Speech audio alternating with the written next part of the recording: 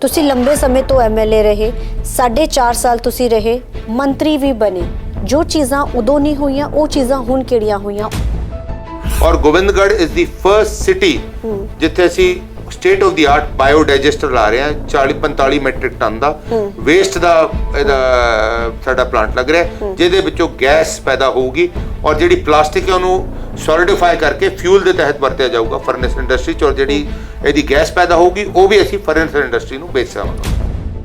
क्या प्रॉब्लम क्या है कांग्रेस दी ਇਹ ਸਿਰਫ ਤੁਹਾਡੀ ਸੀਟ ਤੇ ਹੀ ਨਹੀਂ ਹੈ ਅਗਰ ਪੂਰੇ ਕਾਂਗਰਸ ਦੀ ਗੱਲ ਕੀਤੀ ਜਾਵੇ ਬਗਾਵਤੀ ਸੁਰ ਕਾਂਗਰਸ ਦੇ ਵਿੱਚ ਬਹੁਤ ਦੇਖਣ ਨੂੰ ਮਿਲਦੇ ਆ ਸੋ ਪਹਿਲਾਂ ਅਸੀਂ ਵਾਅਦੇ ਕਰ ਬੈਠੇ ਸੀ ਮੈਂ ਸਮਝਦਾ ਜੇ ਵਾਅਦਿਆਂ 'ਚ ਘਾਟ ਰਹੀ ਹੈ ਤਾਂ ਹੀ ਸ਼ਾਇਦ ਤਬਦੀਲੀਆਂ ਆਈਆਂ ਸੀਗੀਆਂ। ਕੀ ਲੱਗਦਾ ਹੈ ਕਿ ਜਿਹੜਾ 111 ਦਿਨ ਵਿੱਚ ਕੰਮ ਕੀਤਾ ਹੈ ਤੁਸੀਂ ਤੁਹਾਡੀ ਸਰਕਾਰ ਨੇ ਪੂਰੀ ਕੈਬਨਿਟ ਨੇ ਜੋ ਕੰਮ ਕੀਤਾ ਹੈ ਸੀਐਮ ਚੰਨੀ ਜੋ ਲੋਕਾਂ ਦੇ ਵਿੱਚੋਂ ਨਾਮ ਹੋ ਕੇ ਵਿਚਰ ਰਹੇ ਨੇ ਔਰ ਹਰ ਮਿਨਿਸਟਰ ਵੀ ਲੋਕਾਂ ਦੇ ਵਿੱਚ ਜਾ ਰਿਹਾ ਹੈ ਜੋ ਐਮਐਲਏਸ ਦੀ ਕਦੀ ਪਹੁੰਚ ਨਹੀਂ ਹੁੰਦੀ ਸੀਗੀ ਹੁਣ ਆਮ ਲੋਕਾਂ ਦੀ ਵੀ ਉਹ ਪਹੁੰਚ ਹੋਣ ਲੱਗੀ ਹੈ ਸੀਐਮ ਤੱਕ ਲੱਗਦਾ ਹੈ ਕਿ ਜੋ ਚੀਜ਼ਾਂ ਹੋਈਆਂ ਜਾਂ ਕੁਝ ਜਿਵੇਂ ਵਿਰੋਧੀ ਕਹਿੰਦੇ ਨੇ ਕਿ ਉਹ ਚੀਜ਼ਾਂ ਸਿਰਫ ਲਾਰੇ ਵਾਦੇ ਹੈ ਚੀਜ਼ਾਂ ਨਹੀਂ ਪੂਰੀਆਂ ਹੋਈਆਂ ਕਾਫੀ ਚੀਜ਼ਾਂ ਬੋਲੀਆਂ ਕਿ ਸਿਰਫ ਨੋਟੀਫਿਕੇਸ਼ਨਸ ਹੋਈਆਂ ਨਹੀਂ ਆ ਵਾਕਈ ਵਿੱਚ ਚੀਜ਼ਾਂ ਹੋਈਆਂ ਹੈ ਬਦਨਸੀਬੀ ਨਾਲ ਕਿਸੇ ਨੇ ਅਜੇ ਤੱਕ ਗੌਰ ਨਹੀਂ ਕੀਤੀ ਅਸੀਂ ਚਾਹੇ ਫੂਡ ਗ੍ਰੇਨ ਨੈਸ਼ਨਲ ਪੂਲ 'ਚ ਅਸੀਂ ਕੰਟਰੀਬਿਊਟ ਕਰਦੇ ਰਹੇ ਸਾਡੇ ਦੇਸ਼ ਦੀ ਜਮਹੂਰੀਅਤ ਨੂੰ ਅਸੀਂ ਮਜ਼ਬੂਤ ਕਰਦੇ ਰਹੇ ਜਮਹੂਰੀਅਤ ਦੇ ਨੁਮਾਇੰਦਿਆਂ ਦੀ ਪਛਾਣ ਵੱਧਦੀ ਰਹੀ ਆਰਥਿਕ ਤੌਰ ਤੇ ਹਿੰਦੁਸਤਾਨ ਨੂੰ ਮਜ਼ਬੂਤੀ ਮਿਲਦੀ ਰਹੀ ਲੇਕਿਨ ਅਸੀਂ ਆਪਣਾ ਭਵਿੱਖ ਪੰਜਾਬ ਉਜਾੜਦਾ ਰਿਹਾ ਇਸ ਦੇ ਤਹਿਤ ਕਾਫੀ ਸਾਡੇ ਜਿਹੜੇ ਅੱਛੇ ਫੈਸਲੇ ਲਿੱਤੇ ਗਏ ਹਨਗੇ ਉਸ ਦਾ ਸਾਨੂੰ ਕਾਂਗਰਸ ਪਾਰਟੀ ਨੂੰ ਉਸ ਦਾ ਫਾਇਦਾ ਮਿਲ ਰਿਹਾ ਹੈ ਘੱਟ ਤੋਂ ਘੱਟ ਪਹਿਲੇ ਸਾਲ ਬਣਨ ਤੇ 1 ਲੱਖ ਰੋਜ਼ਗਾਰ ਸਰਕਾਰ ਨੂੰ ਦੇਣਾ ਇੱਕ ਮਜਬੂਰੀ ਹੋ ਨਹੀਂ ਤਾਂ ਅਨੁਸ਼ਾਸਨ ਕਾਰਵਾਈ ਕਾਨੂੰਨਿਕ ਤੌਰ ਤੇ ਸਾਡੀ ਸਰਕਾਰ ਤੇ ਕੀਤੀ ਜਾ ਸਕਦੀ ਹੈ ਚਲੋ ਮੈਂ ਤਾਂ ਲੋਕਾਂ ਨੂੰ ਵੀ ਕਹਿਣਾ ਹੈਗਾ ਕਿ ਕੇਜਰੀਵਾਲ ਸਾਹਿਬ ਦੀ ਕਹਿਣੀ ਤੇ ਕਰਨੀ ਦਾ ਬੜਾ ਭਗਵੰਤ ਮਾਨ ਨੂੰ ਸੀਐਮ ਚਿਹਰਾ ਅਨਾਉਂਸ ਕੀਤਾ ਇੰਪੈਕਟ ਪਏਗਾ ਇਸ ਦਾ ਕਾਂਗਰਸ ਦੇ ਵਿੱਚ ਵੀ ਇਹ ਬਗਾਵਤੀ ਸੁਰੀ ਦਿਖੇ ਸੀ ਕਿ ਜੋ ਪੂਰੀ ਤਖਤਾ ਪਲਟ ਹੋਇਆ ਸੀ ਬਗਾਵਤੀ ਸੁਰ ਸਭ ਤੋਂ ਪਹਿਲਾਂ ਤੁਹਾਡੇ ਤੋਂ ਸ਼ੁਰੂ ਕੀਤੇ ਗਏ ਸੀ ਜਦੋਂ ਪ੍ਰਨੀਤ ਕੌਰ ਨੂੰ ਖੜਾ ਕੀਤਾ ਗਿਆ ਸੀ ਤੁਸੀਂ ਲੋਕ ਸਭਾ ਸੀਟ ਦੇ ਲਈ ਕਹਿ ਰਹੇ ਸੀਗੇ ਉਦੋਂ ਹੀ ਕੈਪਟਨ ਅਮਰਿੰਦਰ ਦੇ ਖਿਲਾਫ ਬਗਾਵਤੀ ਸੁਰ ਸ਼ੁਰੂ ਹੋ ਗਏ ਸੀ ਰੋਜ਼ਾਨਾ ਸਪੋਕਸਮੈਨ ਦੇਖ ਰਹੇ ਸਾਰੇ ਦਰਸ਼ਕਾਂ ਦਾ ਸਵਾਗਤ ਹੈ ਜਿਸ ਤਰੀਕੇ ਦੇ ਨਾਲ ਪੰਜਾਬ ਵਿਧਾਨ ਸਭਾ ਚੋਣਾਂ ਨੂੰ ਮਹਿਜ਼ ਹੁਣ ਕੁਝ ਹੀ ਦਿਨ ਰਹਿ ਚੁੱਕੇ ਨੇ ਤੇ ਪੰਜਾਬ ਦੀ ਜਨਤਾ ਹੁਣ ਜਲਦ ਹੀ ਸਹਿਰਾ ਕਿਸ ਪਾਰਟੀ ਦੀ ਸਿਰ ਸਜਾਏਗੀ ਤਾਂ ਹੁਣ 10 ਮਾਰਚ ਨੂੰ ਪਤਾ ਲੱਗੇਗਾ ਲੇਕਿਨ ਅੱਜ ਅਸੀਂ ਪਹੁੰਚੇ ਹਾਂ ਅਮਲੋ ਪਿੰਡ ਵਿਖੇ ਉਸ ਕਸਬੇ ਦੇ ਵਿੱਚ ਜਿੱਥੋਂ ਕਾਕਾ ਨਾਭਾ ਖੜੇ ਹੋਏ ਨੇ ਤੇ ਹੋਰ ਵੀ ਕਈ ਉਮੀਦਵਾਰ ਜਿਹੜੇ ਖੜੇ ਹੋ ਰੱਖੇ ਨੇ ਲੇਕਿਨ ਅੱਜ ਅਸੀਂ ਗੱਲ ਕਰਾਂਗੇ ਕਾਕਾ ਰਣਦੀਪ ਦੇ ਨਾਲ ਜੋ ਕੈਬਨਿਟ ਮਿਨਿਸਟਰ ਵੀ ਨੇ ਸਰ ਵੈਲਕਮ ਟੂ ਦ ਰੋਜ਼ਾਨਾ ਸਪੋਕਸਮੈਨ ਬਹੁਤ ਬਹੁਤ ਸ਼ੁਕਰੀਆ ਕਿ ਤੁਹਾਡੇ ਤਹਿਤ ਮੈਂ ਰੋਜ਼ਾਨਾ ਸਪੋਕਸਮੈਨ ਤੇ ਦਰਸ਼ਕਾਂ ਦੇ ਅਧੀਨ ਰੂਬਰੂ ਹੋ ਸਕਿਆ ਔਰ ਆਪਣੇ ਅਪੀਲ ਤੁਹਾਡੇ ਮਾਧਿਅਮ ਦੇ ਜ਼ਰੀਏ ਆਪਣੇ ਵੋਟਰਾਂ ਨੂੰ ਕਰ ਸਕਾਂ ਸਰ ਪਹਿਲਾ ਸਵਾਲ ਕੰਪੇਨ ਅਸੀਂ ਵੀ ਤੁਹਾਡੇ ਨਾਲ ਦੇਖ ਰਹੇ ਹਾਂ ਕੰਪੇਨ ਤੁਸੀਂ ਪਿੰਡਾਂ ਦੇ ਵਿੱਚ ਜਾ ਕੇ ਕਰ ਰਹੇ ਹੋ ਅਗਰ ਗੱਲ ਕੀਤੀ ਜਾਵੇ ਸਭ ਤੋਂ ਪਹਿਲਾ ਸਵਾਲ ਕਿ ਕੰਪੇਨ ਕਿਵੇਂ ਚੱਲ ਰਹੀ ਹੈ ਪਿੰਡਾਂ ਦੇ ਵਿੱਚ ਜਾਣਾ ਔਰ ਤੁਹਾਡਾ ਜਿਹੜਾ ਹਲਕਾ ਹੈ ਕਾਫੀ ਵੱਡਾ ਪੈ ਜਾਂਦਾ ਹੈ ਸੋ ਹਰ ਪਿੰਡ ਦੇ ਵਿੱਚ ਜਾਣਾ ਹਲ ਉਸ ਦੇ ਵਿੱਚ ਜਾਣਾ ਕੰਪੇਨ ਕਰਨਾ ਲੋਕਾਂ ਤੱਕ ਪਹੁੰਚ ਕਰਨੀ ਕਿਵੇਂ ਚੱਲ ਰਹੀ ਹੈ ਕੰਪੇਨ ਦੇਖੋ ਜਿਹੜੇ ਇਲੈਕਸ਼ਨ ਕਮਿਸ਼ਨ ਨੇ ਕੁਝ ਹਦਾਇਤਾਂ ਸਖਤ ਕਰ ਦਿੱਤੀਆਂ ਉਹਦੇ ਕਰਕੇ ਥੋੜਾ ਜਿਹਾ ਜ਼ਰੂਰ ਸਾਨੂੰ ਸਾਰਿਆਂ ਨੂੰ ਸੰਕਟ ਆਇਆ ਲੇਕਿਨ ਹੱਲ ਜਿਹੜਾ ਸਾਡਾ ਇੱਕੋ ਹੀ ਸੀਗਾ ਕਿ ਘਰਾਂ 'ਚ ਜਾ ਕੇ ਪਹਿਲਾਂ ਮੀਟਿੰਗਾਂ ਕਰਦੇ ਸੀਗੇ ਹੁਣ ਜਦ ਤੋਂ ਥੋੜ੍ਹੀ ਜਿਹੀ ਸਖਤੀ ਖੁੱਲ੍ਹਣੀ ਸ਼ੁਰੂ ਹੋਈ ਅਸੀਂ ਦਰਾਂ 'ਤੇ ਜਾ ਕੇ ਬਕਾਇਦਾ ਜਿੱਥੇ ਸਾਡੇ 300 ਤੋਂ ਲੋਕ ਵੱਧ ਨਾ ਹੋ ਸਕਣ ਉਹਨਾਂ ਨੂੰ ਅਸੀਂ ਉੱਥੇ ਤੱਕ ਸੀਮਿਤ ਰੱਖ ਰਹੇ ਹਾਂ ਤਾਂ ਕਿ ਸਾਡੇ 'ਤੇ ਕੋਈ ਕਿੰਤੂ ਪ੍ਰੰਤੂ ਨਾ ਉੱਠੇ ਔਰ ਮੇਰੇ ਹਲਕੇ ਨੇ ਬੜਾ ਇਹ ਮਾਨ ਸਤਿਕਾਰ ਮੈਨੂੰ 2 ਵਾਰ ਲਗਾਤਾਰ ਨੁਮਾਇੰਦਾ ਇੱਥੋਂ ਹਲਕੇ ਅਮਲੋ ਤੋਂ ਚੁਣਿਆ ਉਸ ਤੋਂ ਪਹਿਲਾਂ 2 ਵਾਰ ਨੁਮਾਇੰਦਗੀ ਮੈਂ ਨਾਭੇ ਦੀ ਕਰ ਚੁੱਕਿਆ ਔਰ ਲੋਕਾਂ 'ਚ ਉਤਸ਼ਾਹ ਬੜਾ ਉਤਸ਼ਾਹ ਦਾ ਕਾਰਨ ਵਿਸ਼ੇਸ਼ ਤੌਰ 'ਤੇ ਕਿ ਮੈਂ ਕਾਰਗੁਜ਼ਾਰੀ ਇੱਥੇ ਜਿੰਨੀ ਕਰ ਸਕਿਆ ਮੈਂ ਕੁਦਰਤ ਦਾ ਸ਼ੁਕਰਗੁਜ਼ਾਰ ਹਾਂ ਕਿਉਂਕਿ ਜਿਹੜਾ ਕੁਦਰਤ ਦਾ ਰੂਪ ਹੈ ਲੋਕਾਂ 'ਚ ਬਸਦਾ ਹੈ ਉਹਨਾਂ ਦੀ ਸੀਸਾਂ ਦੇ ਤਹਿਤ ਉਹਨਾਂ ਦੇ ਦੁਆਵਾਂ ਲੱਗੀਆਂ ਔਰ ਮੈਨੂੰ ਇਹ ਮੰਤਰਾਲੇ ਮਿਲਿਆ ਔਰ ਮੰਤਰਾਲੇ ਦੇ ਅਧੀਨ 3 ਮਹੀਨਿਆਂ 'ਚ ਮੈਂ ਅੱਛੀ ਕਾਰਗੁਜ਼ਾਰੀ ਉਹਨਾਂ ਤੱਕ ਪਹੁੰਚਾ ਸਕਿਆ। ਕਾਕਾ ਰਣਦੀਪ ਦੀ ਅਗਰ ਗੱਲ ਕੀਤੀ ਜਾਵੇ ਤਾਂ ਜੋ ਸਿਆਸਤ ਵਿਰਾਸਤ ਵਿੱਚ ਤੁਹਾਨੂੰ ਮਿਲੀ ਤੁਹਾਡੇ ਫਾਦਰ ਮਦਰ ਜਿਸ ਤਰੀਕੇ ਨਾਲ ਥੋੜੀ ਇੱਕ ਵਿਰਾਸਤ ਚੱਲਦੀ ਆਈ ਹੈ ਸੋ ਕਦੀ ਕੋਈ ਮੁਸ਼ਕਿਲਾਂ ਆਈਆਂ ਕਦੀ ਜਦੋਂ ਸ਼ੁਰੂਆਤ ਕੀਤੀ ਕਿਉਂਕਿ ਤੁਸੀਂ ਪਹਿਲਾਂ ਆਜ਼ਾਦ ਲੜੇ ਸੀ ਉਸ ਤੋਂ ਬਾਅਦ ਫਿਰ ਸਫ਼ਰ ਤੁਹਾਡਾ ਸ਼ੁਰੂ ਹੋਇਆ ਹਾਲਾਂਕਿ ਇਹ ਵਿਰਾਸਤ ਹੈ ਤਾਂ ਤੁਹਾਡੇ ਖੂਨ ਵਿੱਚ ਸੀ ਬਚਪਨ ਤੋਂ ਤੁਸੀਂ ਇਹ ਚੀਜ਼ ਲੈ ਕੇ ਪੈਦਾ ਹੋਏ ਸੀ ਕਿਉਂਕਿ ਇਹ ਅਜਿਹੀ ਚੀਜ਼ ਹੁੰਦੀ ਹੈ ਕਿ ਇਹ ਆਪਣੇ ਖੂਨ ਦੇ ਵਿੱਚ ਹੁੰਦੀ ਹੈ ਤੇ ਤੁਹਾਡੇ ਤੇ ਇਸ ਦੇ ਵਿੱਚ ਸੀ ਬਸੀ ਹੋਈ ਸੀ ਕਿਵੇਂ ਦਾ ਸਫ਼ਰ ਦੇਖੋ ਮੇਰੇ ਜਿੱਥੇ ਤੱਕ ਸਵਾਲ ਹੈਗਾ ਰਾਜਨੀਤਿਕ ਜੀਵਨੀ ਦਾ ਅੰਗਰੇਜ਼ੀ 'ਚ ਇੱਕ ਕਹਾਵਤ ਹੈ कि मैन प्रपोजेस गॉड डिस्पोजेस। इंसान की मंशा कुछ होंगी है, परमात्मा नूं मंजूर कुछ होर होंदा है। मेरी 18 साल की आयु सी जब मेरे पूजने पिता जी का उन्होंने अधरंग होया, तो उस तो बाद वो गुजरे। उस तो बाद मेरे माता जी फाउंडर प्रेजिडेंट बने और बच्चों के तहत असीं उदों बोर्डिंग स्कूलों पढ़ते रहे, विदेशों पढ़े और किते ना किते असीं राजनीतिक अदारे तो बड़े दूर सां।